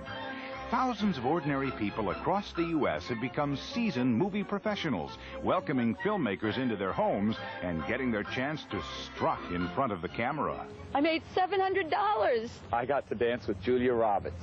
It affected everybody's schedules. The state of Connecticut alone has been the setting for such movies as Desperately Seeking Susan, Stanley and Iris, and Mystic Pizza, to name a few. Mystic Pizza decided to come to Mystic because of the texture and the ambiance of Mystic. It was a story that was written about Mystic, so why recreate it in a Hollywood studio? And while no one gets rich, some do cash in on the dough. Having a movie named after the restaurant, it's been fairly interesting. It creates a lot of opportunities in a business sense, and it's been fun having the actresses, the actors come down. Oh, that's really funny, Phil. It's funny whose side are you guys on? With the luck of the draw, a few locals even got their shot at being a celebrity. Steve Frank came into the shop that I was working at, wanted some color for Julia Roberts. I sold it to him. He came back and asked me if I wanted to work with him in the movie, and I worked with him for about a month. Went out to L.A. for about 6 months, and came back and opened up the shop, and it's been going good ever since. It was good for the state of Connecticut, too, which years earlier had not welcomed the filming of On Golden Pond. When on Golden Pond people came to Connecticut and we lost out to New Hampshire, we decided it was time to make a concerted effort to get film companies to come to Connecticut, and the Connecticut Film Commission was established. And since then, we've had about 5 feature films come to Connecticut, and we're working on quite a few right now. It's easy to understand the Film Commission's enthusiasm. Mystic Pizza producers alone hired 650 locals at $50 a day and spent over $2 million in 36 days.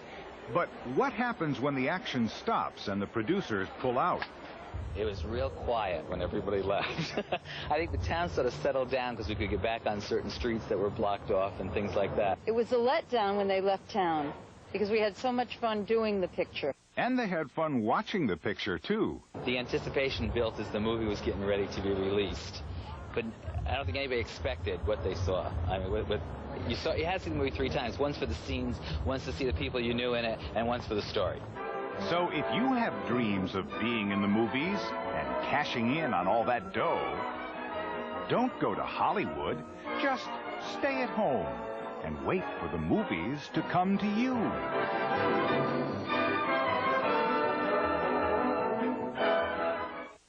Let's go! Gregory Hines stars in Eve of Destruction as Jim McQuaid, top anti-terrorist and counterinsurgency expert. You never relax. You never let down your guard. Not for 1 second. His mission, to destroy Eve 8, a lifelike robot driven to destruction. Renee Seltendick plays both Eve 8 and her creator, Dr. Eve Simmons. McQuaid's shock turns to disbelief as their story unravels. I find it incredible that someone as clever as yourself to spend billions of the taxpayers' dollars, years of hard work, and you come up with something that don't even have an off switch. This physically demanding action thriller, Stuck in the On Position, was directed by Duncan Gibbons. What Gregory has got is 2 things. Wonderful sense of physical timing. Wonderful ability to make his body do what he wants it to do, which is very important for an actor. And he's also got incredible powers of concentration. I really enjoy the process. I'm never bored on a movie set. You know, some people say they hate waiting around. Well, you know, I used to work in lounges years ago where I had to do like 5 and 6 sets a night. You know, 45 minutes on, 15 minutes off. And that to me was hard work. Get out of the way! When I was a young guy, I always fantasized making a film. You know, my brother and I would pretend, you know, I'd pretend that I was the bad guy and he was a good guy and vice versa. And, you know, always machine gun. I mean, the most important thing was to be able to do a good...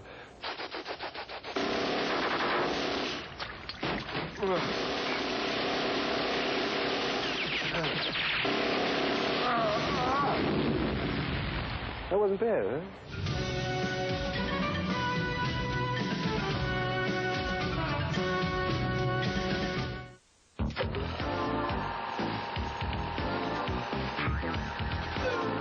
You're watching the Movie Channel, where you meet our hosts with the most. So what we're going to do is requisition ourselves a girl. I didn't think you meant it, Hatch.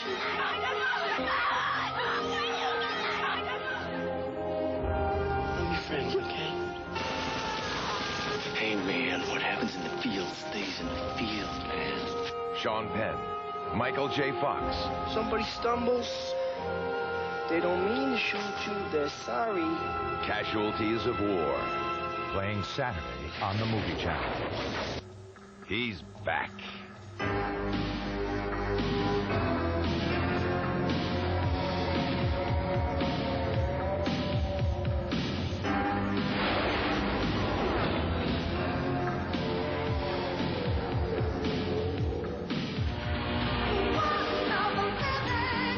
Mel Gibson. Tina Turner. Mad Max Beyond Thunderdome. Playing Sunday on the Movie Channel.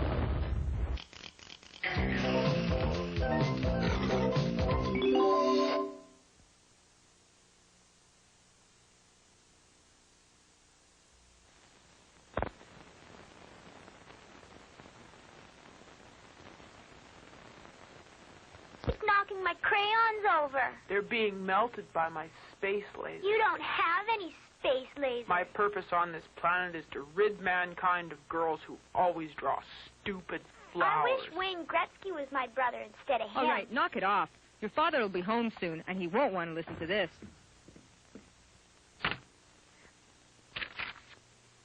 Gee, look at this thing. That place isn't purple. That chimney looks like it's going to fall right off.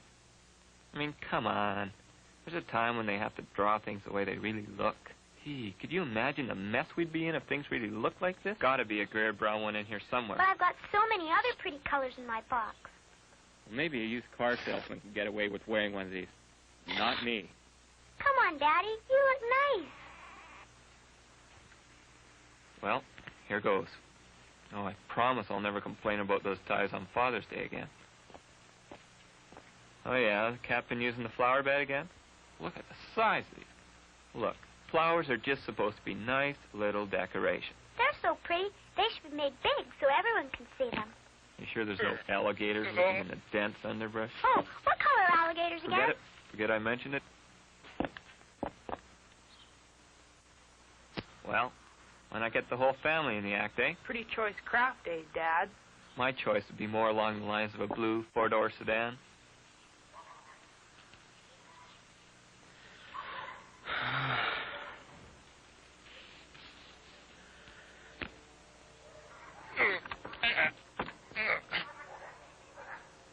Did your space warp mind devise a way to get into this mechanical mutation? Okay, beam it up, Scotty. Cute. I'm gonna need a shoehorn to get into this thing. Come on, how do I get this thing going? I'm gonna be late for work. Counting. 9, 8. Listen, Buster, move it or else. 3, 1, walk off. Yo! Oh, excellent. Oh, that settles it. Our next child is going to have its imagination removed at birth. Oh, no, this is all wrong. What's wrong, Daddy? It's your work. Things are bigger when you get closer. You got to draw it with perspective. Why? Just because.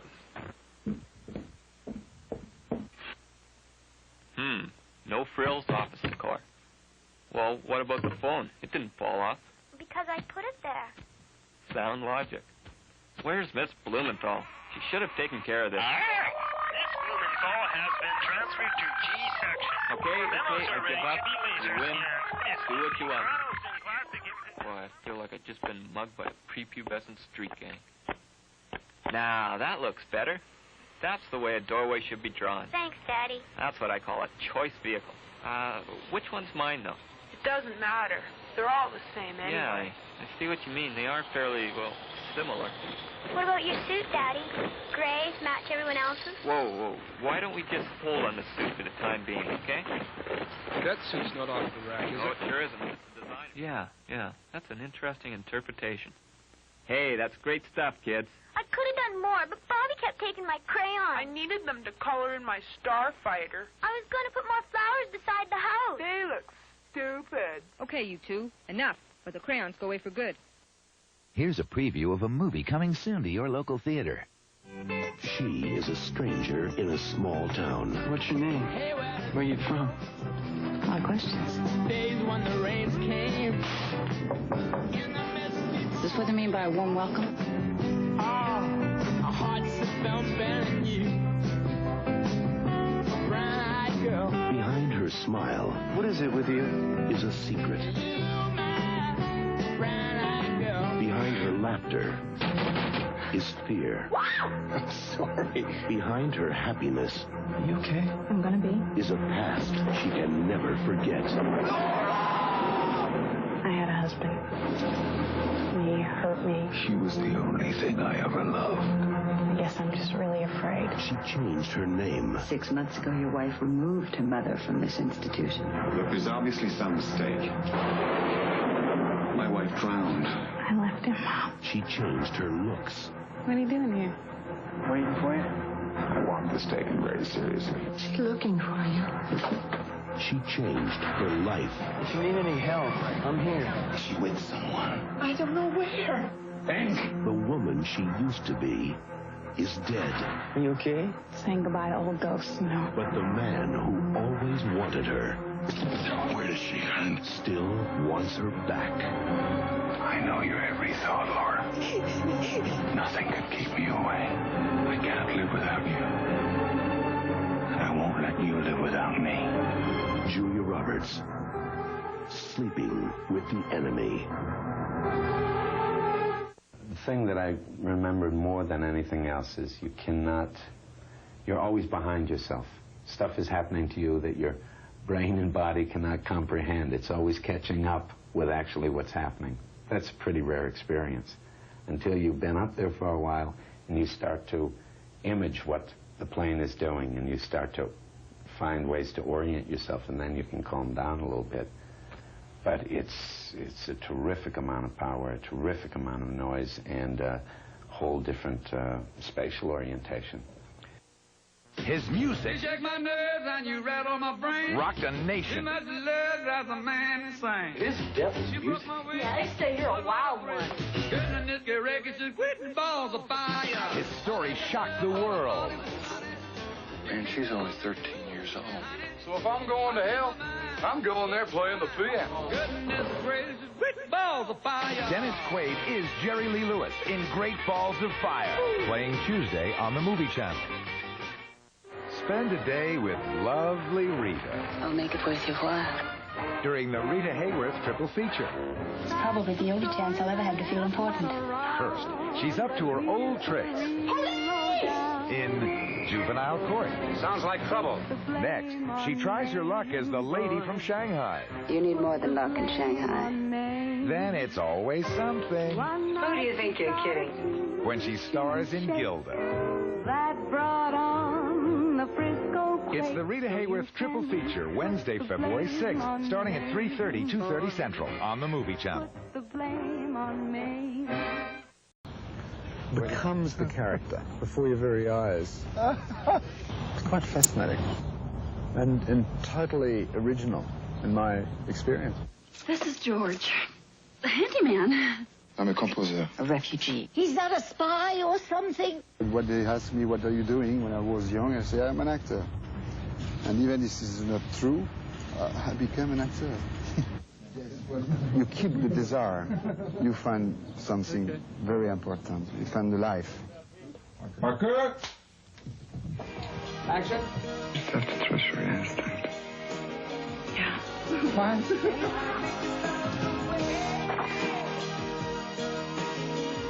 Green Card, a Peter Weir film. The critics, the writers, the jet-setters, the movie makers. I'm only giving them what they want. All have a say in granting movie awards, but their influence is nothing compared to yours. TMC proudly presents the second annual Sort of Oscars, the movie awards where you can vote for previously unrewarded performances. To vote for best performance by a garment in a supporting role, call 1-900-288-8634. Cost of the call is 75 cents per minute. Persons under 18 must have parental permission. The nominees are Elizabeth Taylor's Slip in Cat on a Hot Tin Roof. Ignore Miss Taylor if you can, just watch the slip. Still prowling the boudoir years later is Paul Newman. His boxers are nominated in Blaze. From Inherit the Wind, Spencer Tracy's Suspenders. I brought these along special. Just so happens I bought these in Peabody's General Store in your hometown, Mr. Brady, Weeping Water, Nebraska. Melanie Griffith's Lingerie in Working Girl. You know, Mick, just once I could go for like a sweater or some earrings. And finally, this famous loincloth in Tarzan the Ape Man. Supporting? You call that supporting? Marvelous, marvelous. To vote for best performance by a garment in a supporting role, call 1-900-288-8634. Remember, these are the movie awards only you can vote for, so call now. We'll be showing the nominated films March 24th and the winners March 27th. TMC's almost famous second annual Sort of Oscars. Abstract. Lewis has come back to life. I got recycled. You think it's possible for Louis to come back? I'm Louis. Yeah, and I'm Cleopatra. You're not. Now he wants to reclaim his wife. Get off me! I'll make you promise to listen to what I have to say. Okay. Sybil Shepherd, Robert Downey Jr., and Ryan O'Neal. It's not what you think. Chances are. Playing Thursday on the Movie Channel. Pretty sexy. Pretty lucky. Pretty good. Pretty woman. Richard Gere. What's your name? What do you want to be? Julia Roberts. This is fate, Edward. That's what this is. Pretty unbelievable. I want the fairy tale. Pretty Woman. Coming soon on the Movie Channel.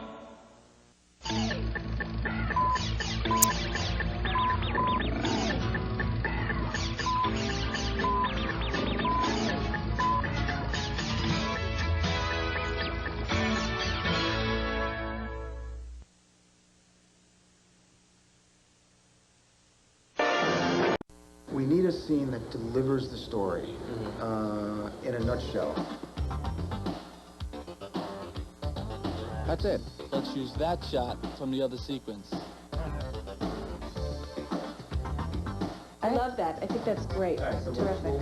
Trailer producers Tony Silver and Barbara Glazer and Orion Pictures Vice President Stephanie Allen are working on the marketing campaign for the movie Article 99. I operate this hospital in the best interest of our patients. This hospital operates with only one interest, your own. Article 99, starring Ray Liotta, Kiefer Sutherland, and Eli Wallach, pits doctors in a VA hospital against the bureaucracy depriving patients of proper medical care.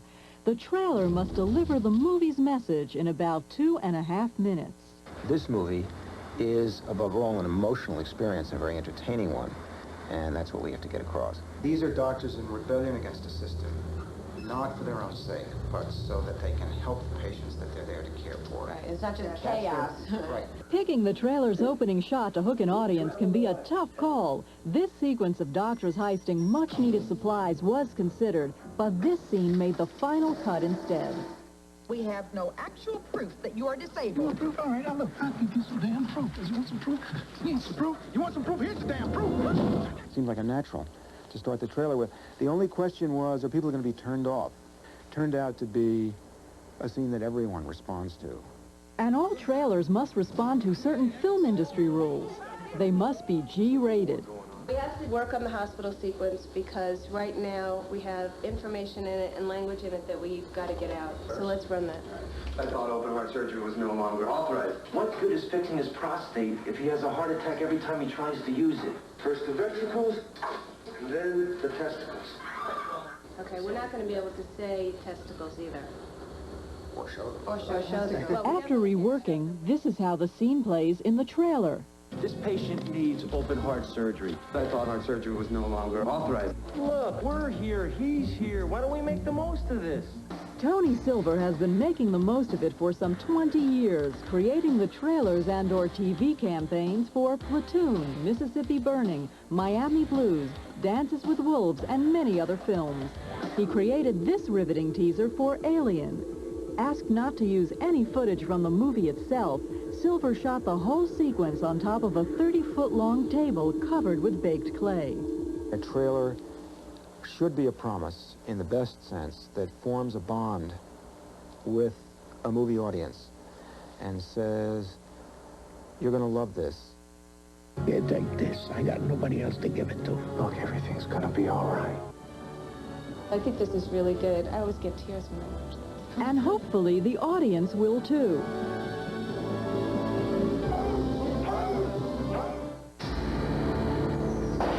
Tell us in your own words. Tell us what happened. So I saw him reach. I saw a flash of metal. I drew my gun. Popped. Where did this something happen? At 3111 Park Avenue. I mean, it was quick. It was him or me. Timothy Hutton and Nick Nolte. You can always find somebody to set you up, right? Not if you're clean. Q&A. Playing tonight on the Movie Channel. He's never feared the impossible. Anything's possible. He's never run from the good fight.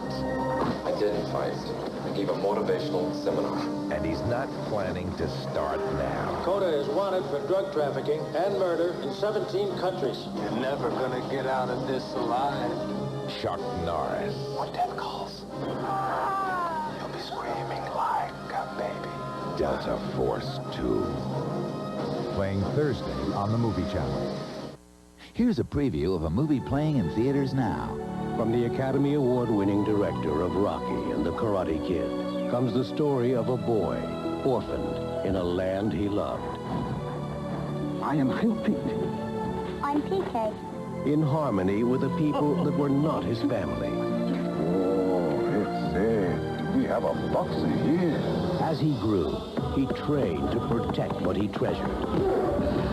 Speak Zulu. Yeah, but Learned to defend what he valued. If we let them get away with it on our own grounds, it will never change. He fought with his fists. I want you to start this school to teach my people to read and write English. It's only about a dozen people you're talking about teaching. But how much difference will that really make? But he led with his heart. A waterfall begins with only one drop of water, sir. And found that one person can make a difference. Through the power of one. Stephen Dorff, John Gielgud, and Morgan Freeman.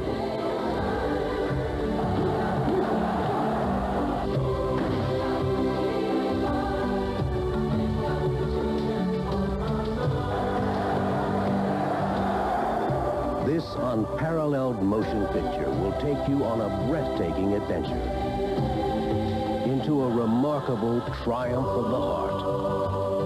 Discover its uplifting power, the power of one.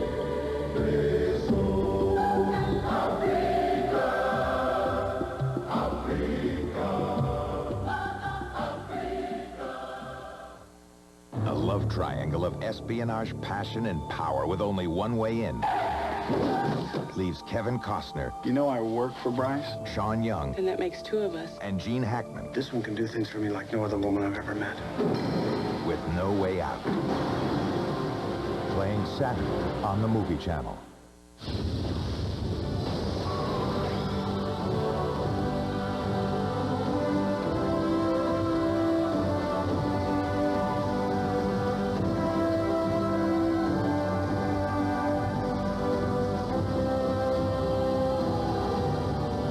Russell, William Baldwin, Jennifer Jason Leigh, Rebecca De Mornay, Robert De Niro.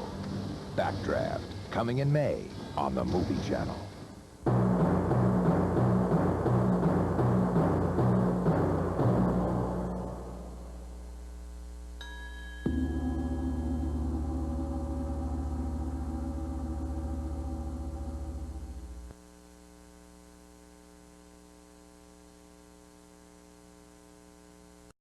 Of an evening gown worn by Carol Lombard. The style and glamour of the golden years of Hollywood. That's the passion of film fashion collector Gene London. And he shares that passion with the public every time he takes his collection on tour. It all began when he was a child in the 30s. I always loved the movies and always admired the movie stars and dreamed I'd be a friend of theirs, that I'd meet them. London's dream came true. For over 20 years, he hosted his own children's television show in Philadelphia, and he met stars like Lucille Ball and Jane Wyman, and he began collecting their clothes. I always haunted thrift shops buying dresses because I thought they were beautiful to use on my television show in the costume department. And I found a dress that they told me was Joan Crawford's. And when Joan Crawford came to CBS in Philadelphia, where my show came from, that studio, guesting on a talk show, I sent my secretary into her and said, have her autograph the hem of her dress. And she looked at the dress and examined it very carefully, and she said, this isn't one of my gowns. Everything I wear is hand-sewn. So Joan Crawford sent Gene London one of her dresses, and that was the beginning. Crawford's costumes were part of London's recent fashion show at New York's World Financial Center. Adrian, who was the designer at MGM, he was an absolute genius, saw her. He said, you are a female Johnny Weissmuller. He said, I've always wanted to have a woman wear shoulder pads, and you're the one to wear them. And fashion becomes overnight national, international craze because it's right for the time. And women had to be square-shouldered to face a world without men in the Second World War. London says stars have been setting fashion trends since the Depression. No one had the money to buy fashion. And so everyone went to the movies. And on the silver screen, they saw their favorite star, dressed in fashion. Marilyn Monroe, Lana Turner, Jean Harlow, Greta Garbo, Theirs was a particular sense of fashion and excitement. And that's why people always want to buy things that are worn by stars. And London gives them that opportunity. A few times each year, he opens his Manhattan studio to let the fans in. They can buy stars' clothes or other fashions from his 60,000-piece collection dating back to the 1800s.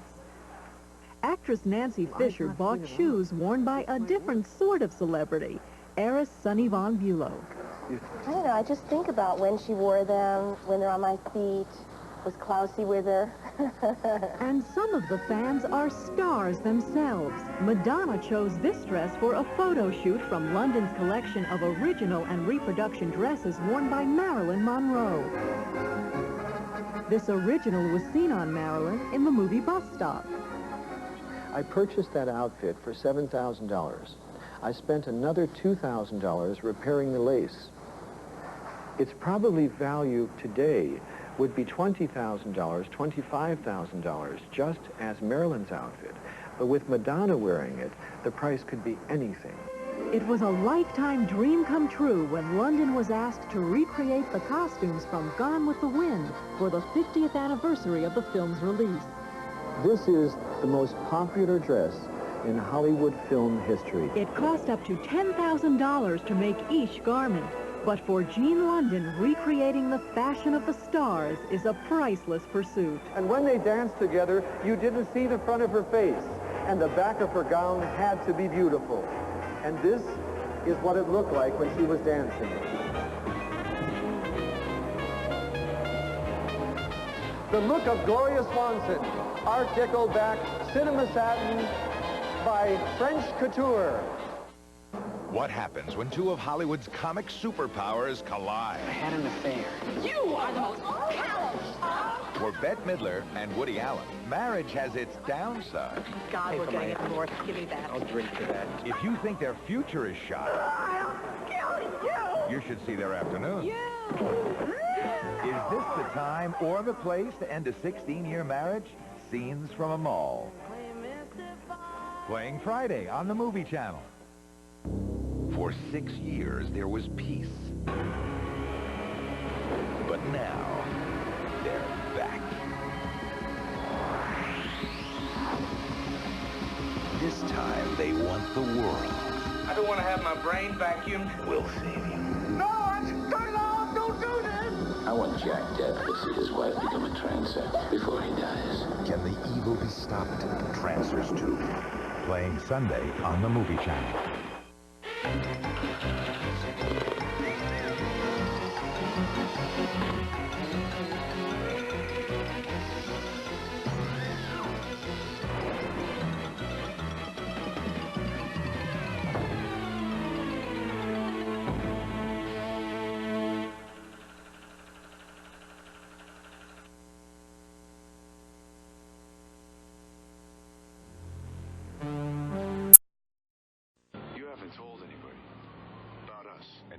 Swept off her feet by a stranger.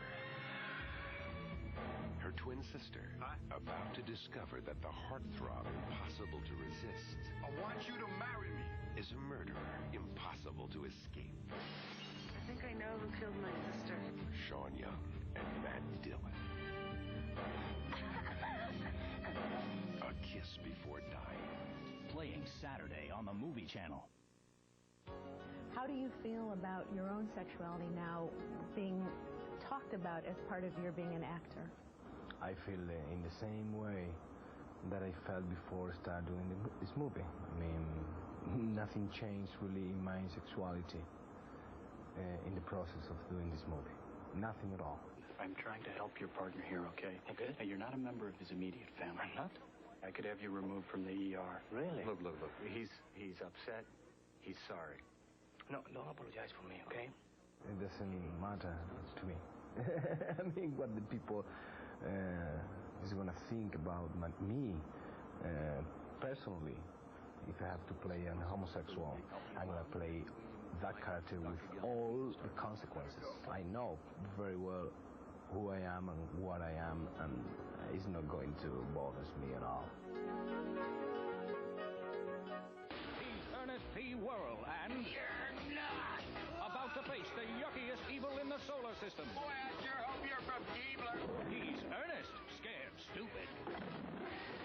Sunday on the Movie Channel.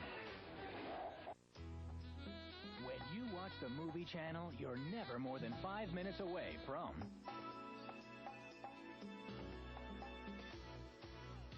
You're never more than 5 minutes away from...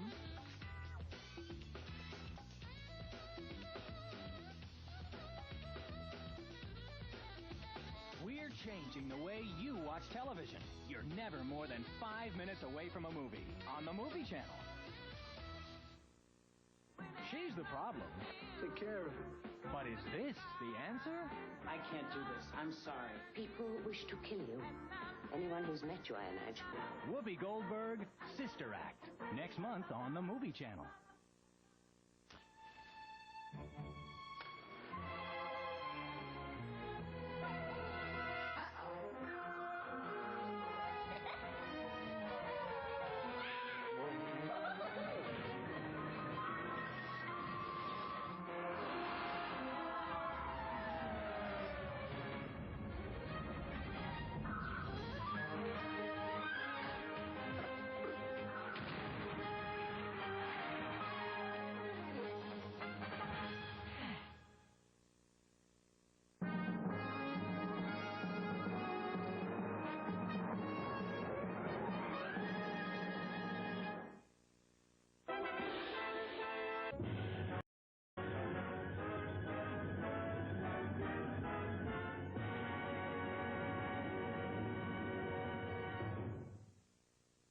Eddie Murphy takes a shot. What's that heart attack?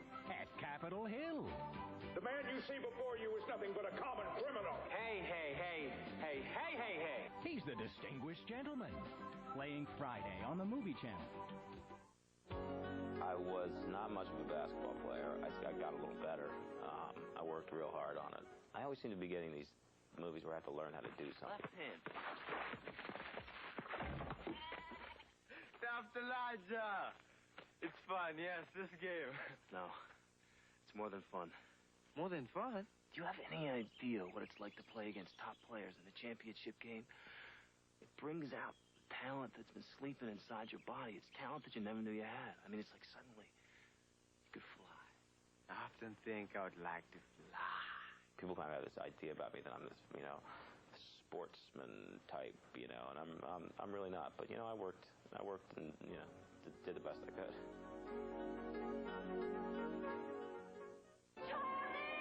Chaplin, the Hollywood legend whose lifestyle outraged the world. Dan Aykroyd, Anthony Hopkins, James Woods, and Robert Downey Jr. as Chaplin. Playing Saturday on the Movie Channel. This is the Movie Channel, where you're never more than 5 minutes away from a movie.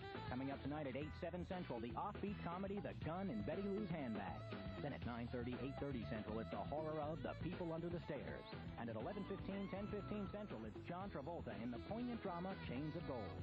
Stay tuned for our next movie.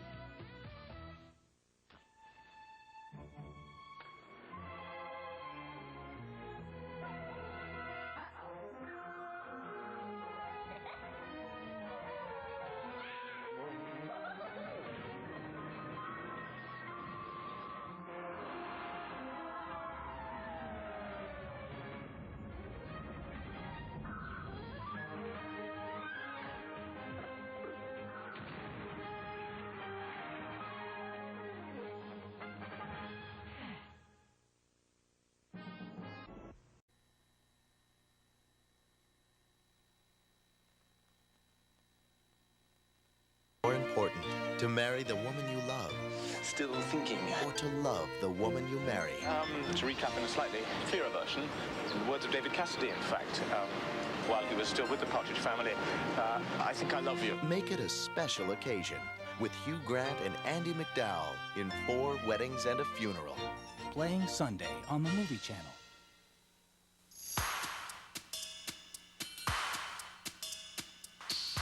She's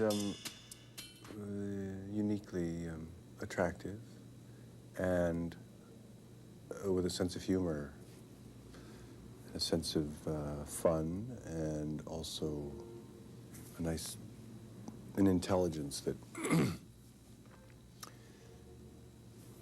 that allows her, I think, to be in any given time in a movie kind of stupid and clumsy and idiotic and wrong, but we still love her. What are you looking under there for? I didn't lose my keys. I lost my suitcase. C'est pas possible. Where did you put them down? Well, Think. I fainted right there. Oh, my money, my passport, my vitamins. May I be of service? Bon, ces bagages. Monsieur, je ne sais pas ce qui s'est passé. Oui, mais dites que les bagages de madame ont été volés dans votre hôtel 4 étoiles. How could you let this happen? Hey, what is your problem? They're my bag. But working with it was great. It was just a breeze, just really easy, fun, delightful.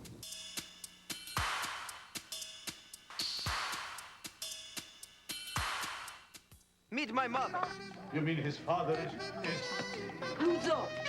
Roberto Bernini stumbling in his father's footsteps in Blake Edwards' Son of the Pink Panther. Premiering tonight on the Movie Channel. Between every mother and daughter, there is a story that must be told. From the international bestseller by Amy Tan, The Joy Luck Club. Playing Monday on the Movie Channel. You're watching the Movie Channel, where you're never more than 5 minutes away from a movie. Tonight at 7:25, the son of the famous Inspector Clouseau takes a cue from Dad in Blake Edwards' Son of the Pink Panther. Then at 9, fact and fiction meet when a writer's new novel mysteriously starts to play out in Cool Surface. And at 10:35, a struggling screenwriter falls into the Hollywood Movie Channel, where you're never more than 5 minutes away from a movie. Tonight at 7:25, there's Trouble in Paradise for Gerard Depardieu in My Father the Hero. Then at 9, Kurt Russell and James Spader journey into... Whoopi's back, and she's pure magic. Help us by becoming a teacher. These roughnecks are in her hands now in Sister Act 2, Back in the Habit. Playing Monday on the Movie Channel. He's flying high. Want to know who I am? You gotta go where I am. Or desperately low. I think that his judgment is impaired. Richard Gere and Lena Olin in Mr. Jones. Playing tonight on the Movie Channel.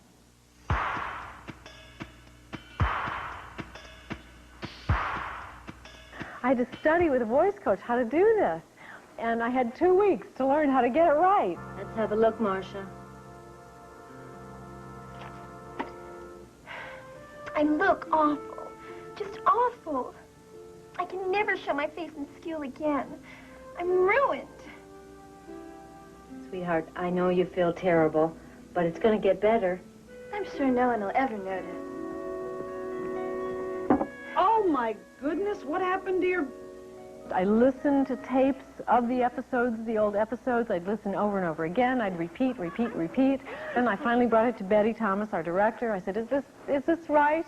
You know, she said, yeah, I think you're getting it. Yeah, that's good, Shell. Good. Thank God. He thought that fateful day in Dallas was behind him, but terror has a new disguise. What do you see when you're in the dark and the demons come? Clint Eastwood, John Malkovich in The Line of Fire. Playing Tuesday on the Movie Channel. You're watching the Movie Channel, where you're never more than 5 minutes away from a movie. Tonight at 7:05, a lonely shrink learns a lesson in love from eccentric patient Richard Gere in Mr. Jones. Then at 9, a hitman wants to go legit just as soon as he finishes taking care of business in The Killer. And at 11, two brothers on opposite sides of the law take on a ruthless crime boss in A Better Tomorrow 1.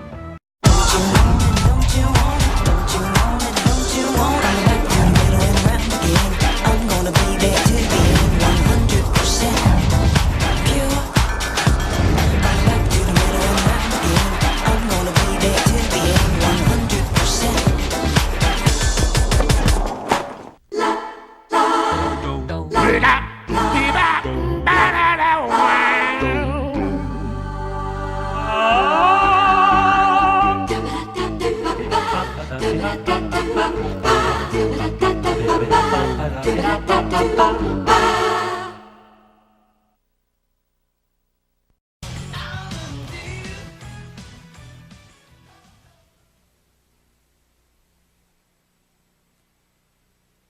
Dear Gossip and Scandal magazine. Fantastic. My friend owns a London bookstore.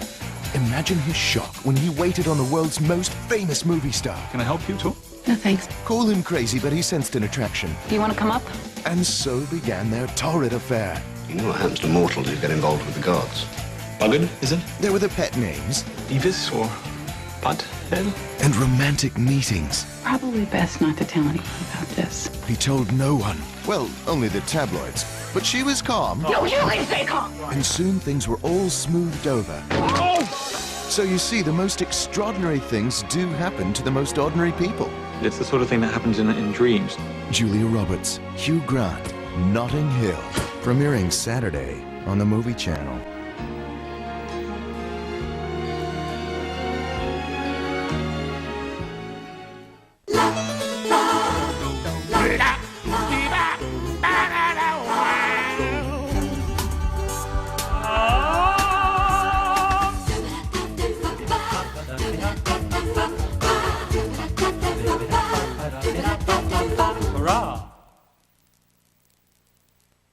The following presentation is rated TV 14.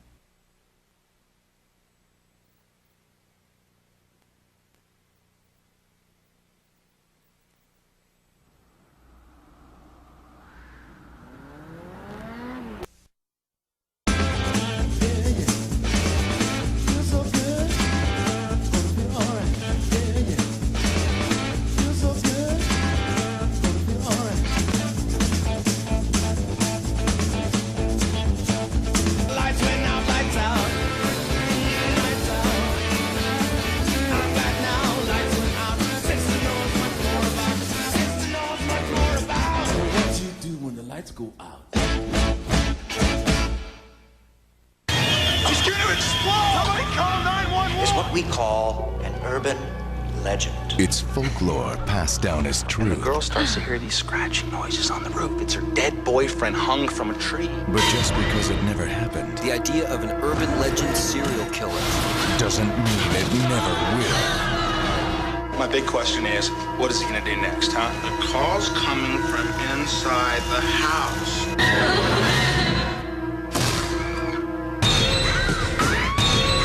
I don't know what's going on.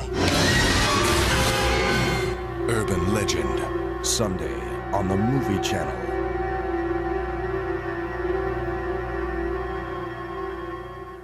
It's the Movie Channel's The Eyes Have It Marathon. I think I have nice eyes. Not my own eyes, the ones I kept from that burglar that quote-unquote tripped. Next, Andrew Stevens is a security expert protecting Shannon Tweed from a stalker. Ooh, he's also having sex with her. Co-written and directed by Stevens. Coincidence? Night Eyes 3, followed by Open Your Eyes.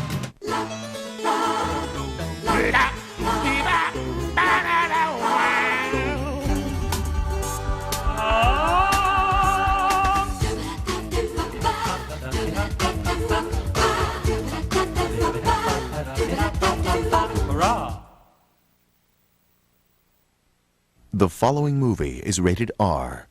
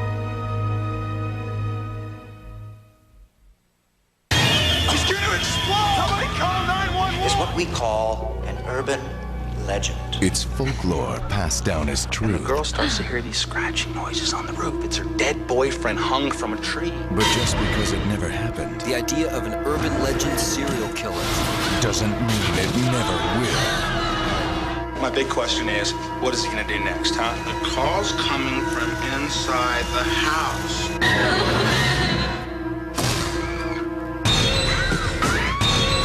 I don't know what's going on. Urban Legend, Sunday on the Movie Channel.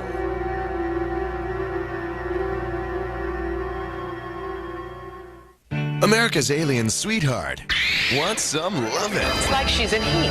And this astronaut's got the right stuff. There's something wrong. A nation begs. Keep your in your pants. If he's reproducing, we've got potential offspring.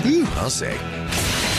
Now, we've got 2 aliens running around instead of 1. And if these 2 were to mate, yes, the resulting offspring would be unstoppable. Not to mention ugly. Now the fun begins.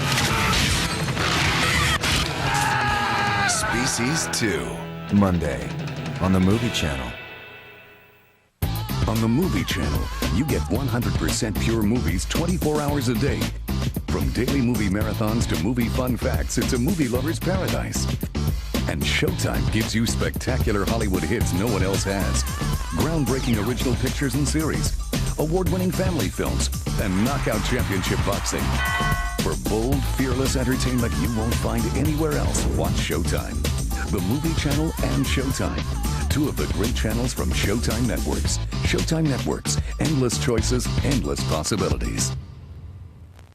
The Movie Channel presents The Mating Game. Today's bachelorette is Elizabeth. Her first question is for bachelor number 1. Would you wear a big yellow beak to impress a girl? What will a man not do for love? Okay, bachelor number 2. How would you feel if your head was cut off and put on a stick? Only a little disappointed. Bachelor number 3. What's your biggest turn on? Wearing a dress, yes. But I only dress like this when I'm alone. You know, it's a tough decision. Will it be bachelor number 1, number 2, or number 3? Or hey, what about that guy who played Shakespeare? Her thoughts and senses guide. Okay, so he just played Shakespeare. We'll find out in Elizabeth. Tuesday on the Movie Channel. Nothing beats the country fresh goodness at TMC overnight. So set your VCR for Wednesdays at 3 a.m. and wake up to piping hot movies. This month we're delivering Halloween horrors. Someone in the back seat! Pain. Wrong. Bad.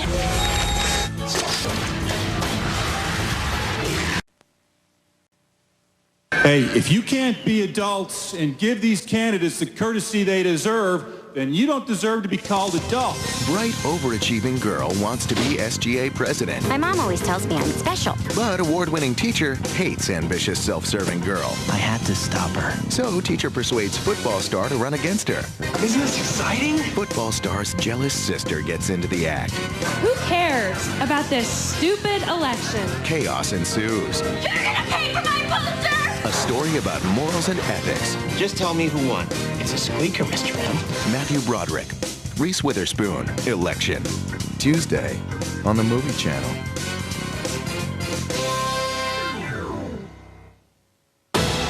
Once upon a time in old Mexico, there was a great hero who battled evil. Sadly, he was forced into early retirement, but now he has a young protege. Do you know how to use that thing?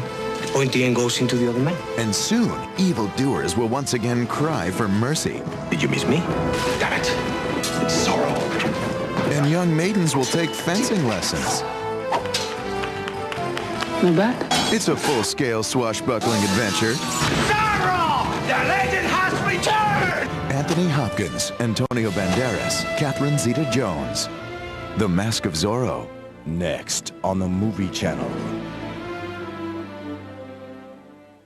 Tonight on the Movie Channel. In October of 1994, 3 student filmmakers blah blah blah while filming a blah blah blah. A year later, blah blah blah. Come on.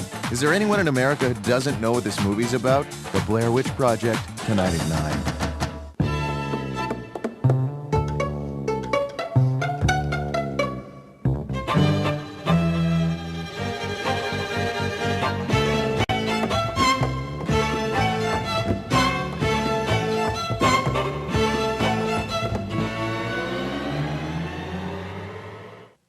The following movie is rated PG-13.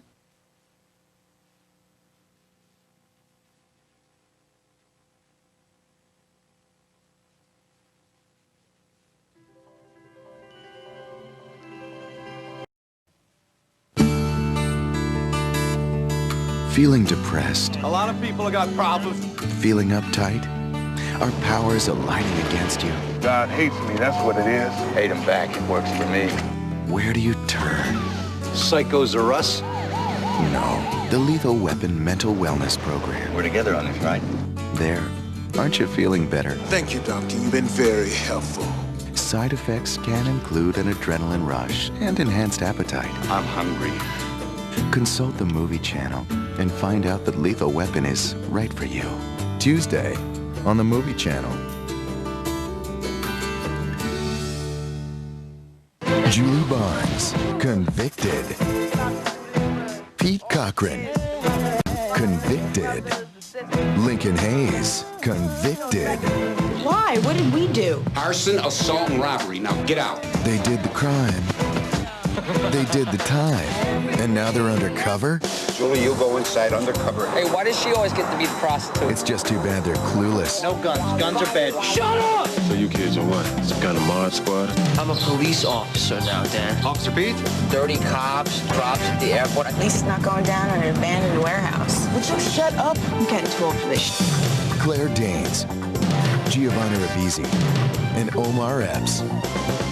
The Mod Squad, premiering Sunday, November 12th on the Movie Channel. Somewhere between Halloween and Election Day, the real meaning of horror can be found. And it's right here on the Movie Channel's It's Horrifying Marathon.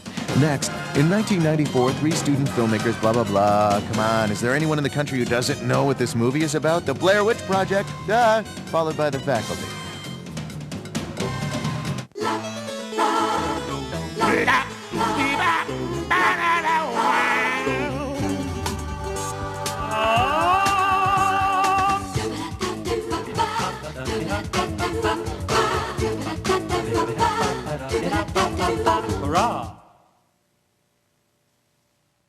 The following movie is rated R.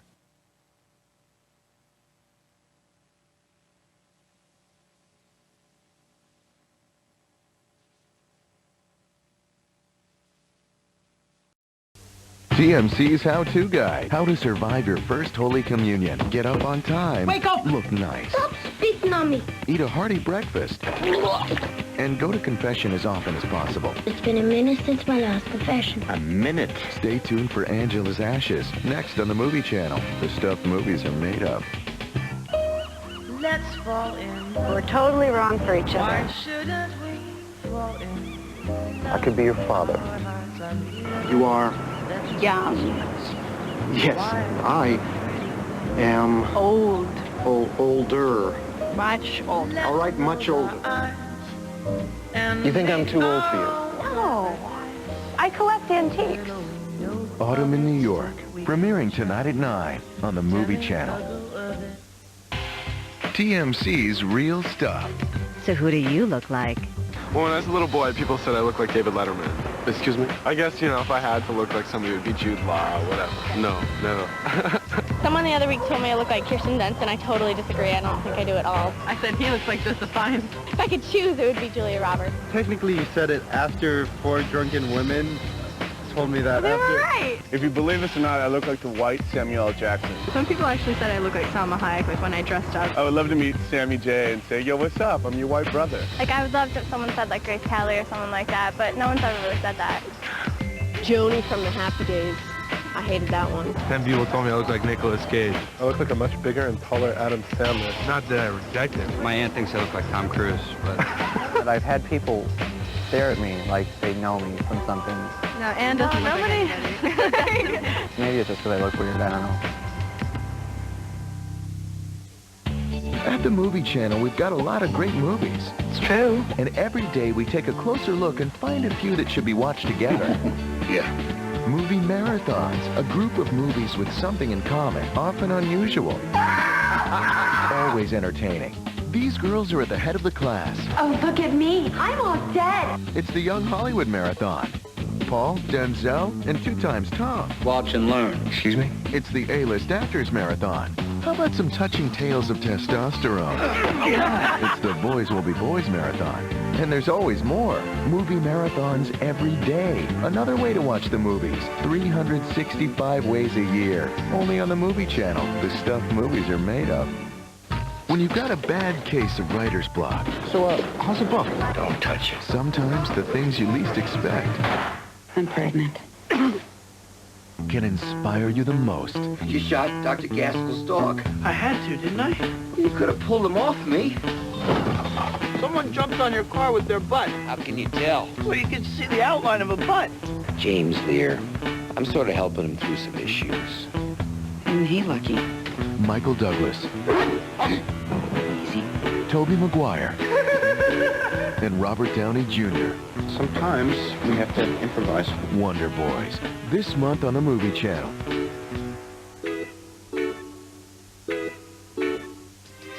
George Clooney on playing Batman. I could whine about it, but when people say, you sucked as Batman, I go, oh, I sucked as Batman. You'd take it on the chin. Look, I've also been in Return of the Killer Tomato, so I've been in worse films. Bring 'em on. It's all part of a career. The Movie Channel. The stuff movies are made of. Filled with lush landscapes and the luscious Brad Pitt. Still hungover? Still drunk. Legends of the Fall won an Oscar for Best Cinematography. This romantic melodrama also cemented Brad Pitt's status as a hunk of legendary proportions. I'll wait for you. I'll wait for you forever.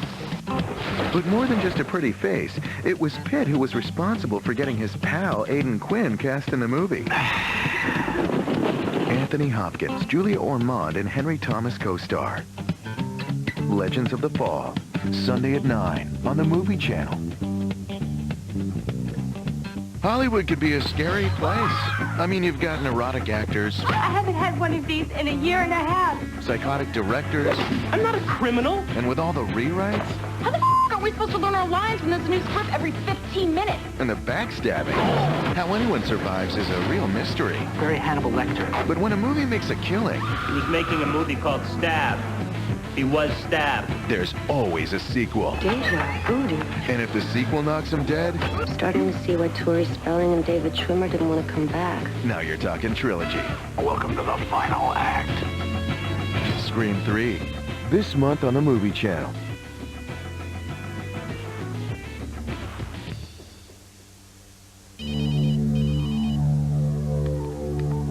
Hello? Luke, I am your father. Oops, wrong movie. But Scream 3 did borrow one important element from the mother of all trilogies. Hey, you know. But you look just like her? I've been hearing it all my life. When asked why she agreed to do the self-deprecating cameo, actress Carrie Fisher admitted, I really wanted a part I could die in. The Movie Channel. Fast forward to now. Multi-channel Showtime and the Movie Channel on digital cable is the future of entertainment, transporting you to a world of non-stop entertainment possibilities. With more features, more choices, and more excitement. And digital cable delivers additional channels of Showtime at no extra cost, bringing you even more of today's biggest Hollywood hits and hottest stars. Order today.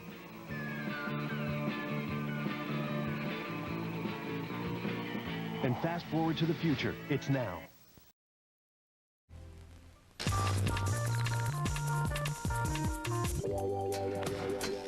We're the Movie Channel Extra, the network that believed it was over when the Germans bombed Pearl Harbor. Next, Mickey Rourke, Jacqueline Bisset, and Carrie Otis form a love triangle. A steamy, sweaty love triangle. From the creators of 9½ Weeks, it's Wild Orchid. Next.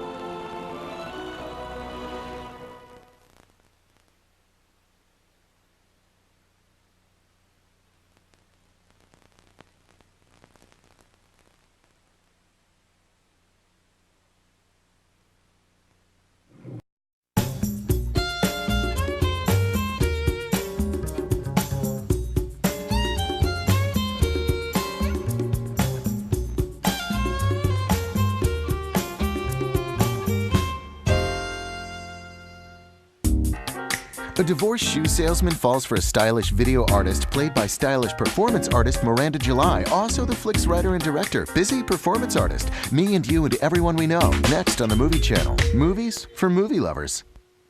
Hey, it's Lola 9 Lives, and this movie is called Premium. He's the lovable Reggie, gas attendant by day. What's up, baby? Give me a kiss. No, don't hit me. Mama's boy by night. Now, I think you will want to dip that in the sauce. Struggling actor in between. You'll be reading these. I deals drugs. Just my way of trying to get some money. I'm looking at like 3 to 5. Not black enough. You could say things aren't quite going his way, and it gets worse before it gets better. Whoa, B, hold up! But I'm pulling for him. I love you, John. And you will too. Can't tell me that you don't love me. Zoe Saldana and Dorian Messick star in Premium. Premieres Tuesday, November 13th, only on the Movie Channel. Obviously, you're not a golfer.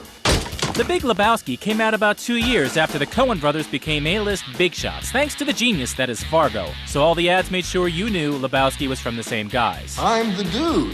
His dudeness, duder, El Duderino, if you're not into the whole brevity thing. For reasons that will confound film historians for generations, audiences didn't cotton to the dude's mistaken identity Severto adventures. At first. Donnie, you're out of your element. But over time, Lebowski became a tell your friends, test people's coolness by quoting it kind of movie.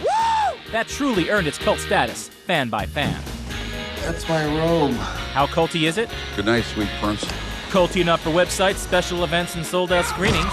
LebowskiFest.com is just one of the sites that proves how devoted a non-Star Wars, Lord of the Rings, or Rocky Horror film fan base can be. It, dude. Let's go bold. The Big Lebowski. Tomorrow on the Movie Channel.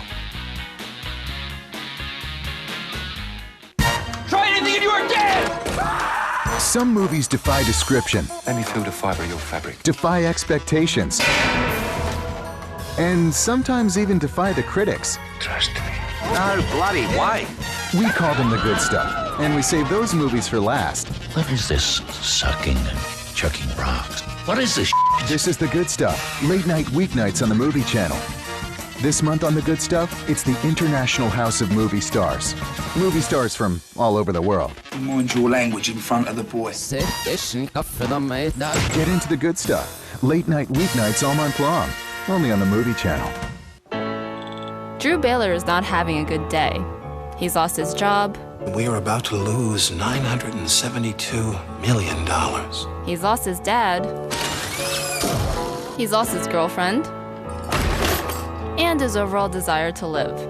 But just as he's about to take the plunge, fate steps in and throws him on a red-eye to Elizabethtown, Kentucky. For those of you who don't know where that is, it's right near Louisville.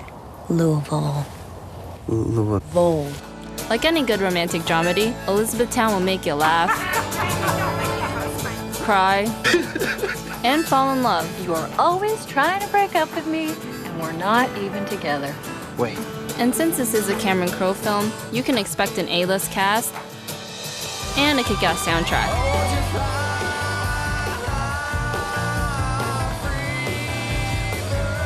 Among other things.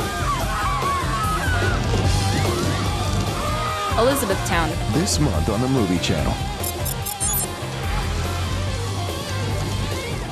If you are watching this, just call this number and say macaroni. The title of this movie is really misleading. I'm not in it. I'm pretty sure you're not in it. I don't know anybody in it. He looks like a jerk I knew in high school who'd whip dodgeballs at my head, but I checked out the internets. It's not him. You know what karma means? Yeah? It means that she owes me one. It's hard to describe this directorial debut of the movie's co-star, Miranda July. We have a whole life to live together, you f***er. Well, imagine if Richard Linklater got inspired to make a movie after watching Napoleon Dynamite while listening to the Donnie Darko soundtrack, and the script was based on a story co-written by Judy Blume and Anne Rand. That sounds perfect. If you can wrap your head around any of that, you can easily wrap your head around me, and you, and everyone we know. That did not sound right. Me and you and everyone we know. Next on the Movie Channel. Macaroni.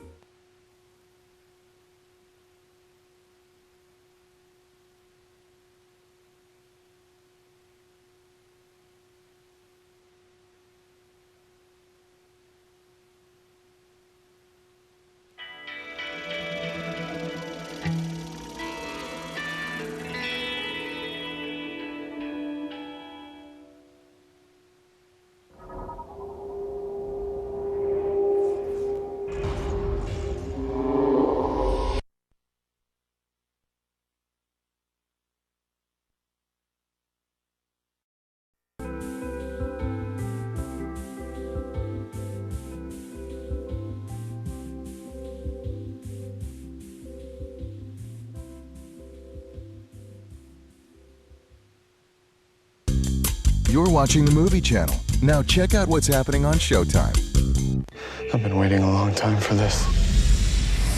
Showtime Sunday night has two of the best shows on television. My hero.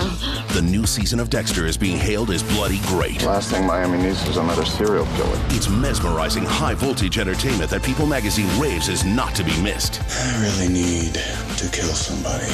Michael C. Hall's brilliant performance is a towering achievement. Look at that, steady as a surgeon. Dexter is one of the best shows this decade. It's very empowering. And Brotherhood is being praised as the most entertainingly dark show since The Sopranos. 5 stars. You think I'm a monster now? A must-see mob drama. Grade A. They're testing you. Think I don't know that? Don't miss the finest doubleheader of drama anywhere on TV. To America? Dexter, followed by Brotherhood. Sunday, all starting at 9. Good times. My fellow citizens, and yes, I've gone and done I it. am one of you now. I'm proud to be American. I'm Tracy Ullman, and I'm coming to you from the writer's room, where we're preparing to launch my new comedy series on Showtime called State of the Union. With Showtime. It's a satirical look at the famous Holy walnuts. David Beckham. Dame Judi Dench. Hannah Hartman, and the regular people Whoa, who dude. make up this great melting pot called America. News, politics. We're going to take a journey every week. Dawn to dusk. Mix it from up. sea to shining sea. The state of our union is strong, and if we laugh at ourselves, we can only make it stronger. Tracy Ullman's State of the Union, coming in 2008. Onward. Only on Showtime.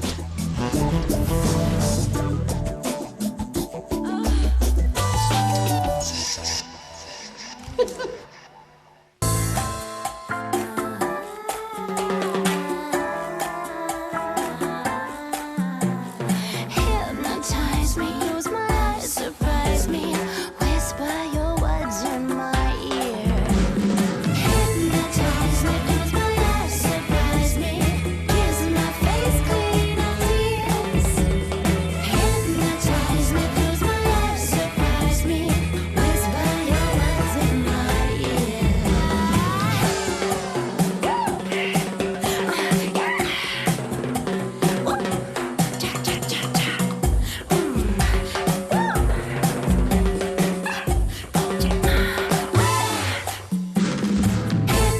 Hypnotize me, close my eyes, surprise me, kiss my face clean of tears. Hypnotize me, close my eyes, surprise me, whisper words in my ear.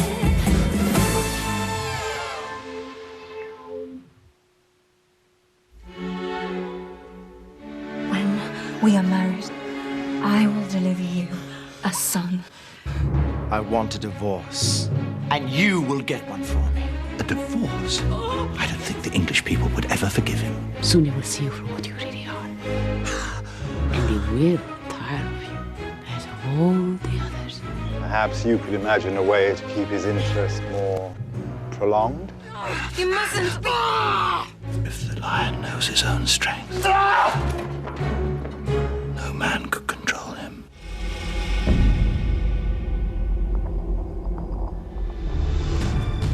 Are you really going to marry Mistress Boleyn? Why do you ask, Charles? I have it on very good authority that she and Thomas Wyatt were once lovers. I've heard those rumors. She denies it. Well, she would, wouldn't she? I said she denies it. I have His Majesty's order to banish you from court. You are to leave at once. Will you not dismiss that shameful creature, Anne Boleyn, from your court? I beseech you. Do not speak of her. I forbid it. Let's go. It's so hard when we are to be married, but she's still here.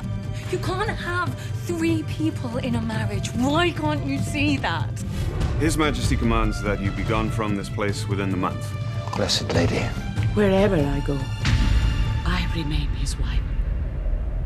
We are asked to admit His Majesty as Supreme Head of the Church. You're very beautiful. Very desirable. I have to possess you utterly. Unfortunately, we cannot grant this to the king without abandoning our unity with Rome. Make way for the Lady Anne, make way. You can tell your master I will never agree to be judged by the Pope in this matter. He can do what he likes in Rome. I should do what I like here. I never thought I would live to see this day in England. I beseech your grace to take heed, not to pursue the path you seem to be taking. The kings of Europe have power, but no morality. I must act as their conscience. So help me God. I demand to know whose subjects are you? The Pope's or mine?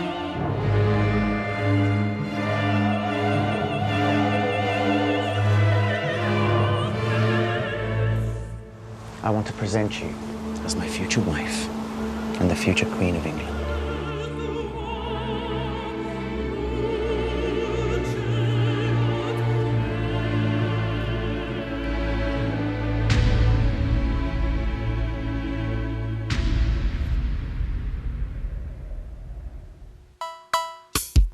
You're watching the Movie Channel. Movies for movie lovers. Obviously, you're not a golfer. The Big Lebowski came out about 2 years after the Coen brothers became A-list big shots, thanks to the genius that is Fargo. So all the ads made sure you knew Lebowski was from the same guys. I'm the dude. His dudeness, duder, El Duderino, if you're not into the whole brevity thing. For reasons that will confound film historians for generations, audiences didn't cotton to the dude's mistaken identity severed toe adventures. At first. Donnie, you're out of your element! But over time, Lebowski became a tell your friends, test people's coolness by quoting it kind of movie. That truly earned its cult status, fan by fan. That's my robe. How culty is it? Good night, sweet prince. Culty enough for websites, special events, and sold-out screenings.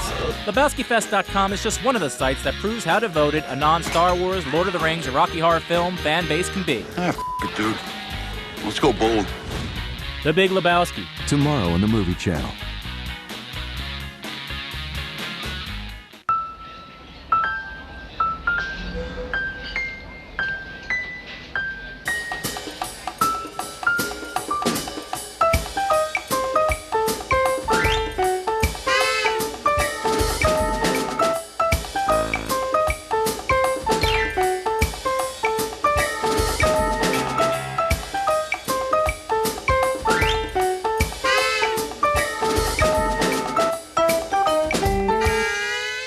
This is Captain Video 007 on The Weatherman. Nicolas Cage stars as a local weatherman trying to keep his life from falling apart. To highlight his exceptional performance, let's look at 3 takes of the same scene. Here he is rushing home from a job interview because his son has been arrested. Now he's confronting his ex-wife's boyfriend. Here's an early take. Check this out. He's completely over the top. Why are you here? What are you doing? Why are you here? I'm helping Noreen! Why are you helping? Dave! Next, it's take 2, the reeled-in version. Why are you here? What are you doing? Why are you here? I'm helping Noreen. Why are you helping? Is this one too restrained? Finally, Cage splits the difference. Here's the take used in the film. Apparently they were going to a movie. What the f***? Why are you here? What are you doing? Why are you here? I'm helping Noreen. Why are you helping? There's a delicate balance between aggression and confusion, and in the end, Cage plays it perfectly. It's the little things like this that make this movie highly entertaining. Okay, let it go. Awesome! Nicolas Cage, The Weatherman. Sunday at 8 on the Movie Channel. It's a Cameron Crowe film. No matter how low the protagonist's life gets, the soundtrack of his life is bound to be sweet. Elizabethtown with Orlando Bloom, Kirsten Dunst, Susan Sarandon, Jessica Biel, and Alec Baldwin. Next on the Movie Channel. Movies for movie lovers. We've hit the jackpot, lads. God knows how much of this stinking weed, a load of cash, and a traffic warden. What? Jesus, have we got a traffic warden? They say crime doesn't pay, but actually it does, if you know what you're doing. Here are a few tips on how to pull off a successful heist. First, always have a plan. He's got the guns. Where'd you get them? Why me? You're supposed to be the hard case. You go and get the guns. I drive the car. If you're planning an armed robbery, make sure you're armed. What that? Don't forget to wear a disguise. You're gonna put your stocking on or what? I just spent 220 quid on the air. In case of gunfire, keep your head down. And if you're going to double-cross someone, make sure they don't double-cross you first. To learn more tricks of the trade, check out the movie that made Guy Ritchie famous before he became Mr. Madonna. Lock, Stock, and Two Smoking Barrels. This month on the Movie Channel.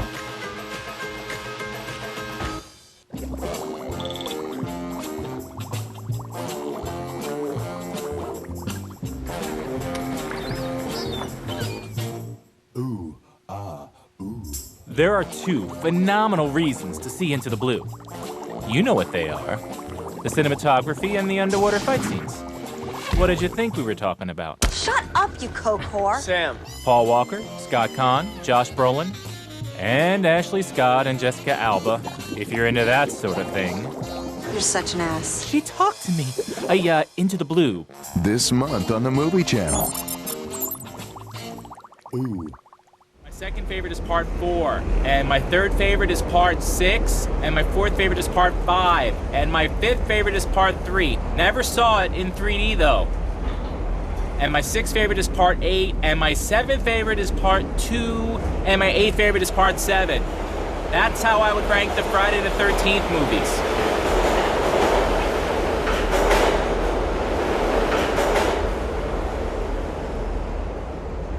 Unless you consider Jason Goes to Hell, Jason X, and Freddy vs. Jason to be official Friday the 13th movies, I don't. But if you do, then my first favorite would still be part 1, naturally, and my second favorite would be a tie between part 4 and Jason Goes to Hell. Try anything and you are dead! Some movies defy description. Anything to fiber your fabric. Defy expectations. And sometimes even defy the critics. Trust me. No bloody way. We call them the good stuff, and we save those movies for last. What is this sucking and chucking rocks? What is this? This is the good stuff. Late night weeknights on the Movie Channel. This month on the good stuff, it's the International House of Movie Stars. Movie stars from all over the world. Mind your language in front of the boy. Get into the good stuff. Late night weeknights all month long. Only on the Movie Channel. Drew Baylor is not having a good day. He's lost his job. We are about to lose $972 million. He's lost his dad. He's lost his girlfriend. And his overall desire to live. But just as he's about to take the plunge, fate steps in and throws him on a red-eye to Elizabethtown, Kentucky. For those of you who don't know where that is, it's right near Louisville. Louisville. Like any good romantic dramedy, Elizabethtown will make you laugh, cry, and fall in love. You are always trying to break up with me, and we're not even together. Wait. And since this is a Cameron Crowe film, you can expect an A-list cast and a kick-ass soundtrack.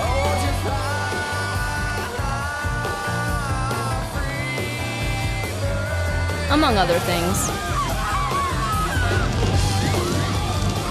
Elizabethtown. Next on the Movie Channel.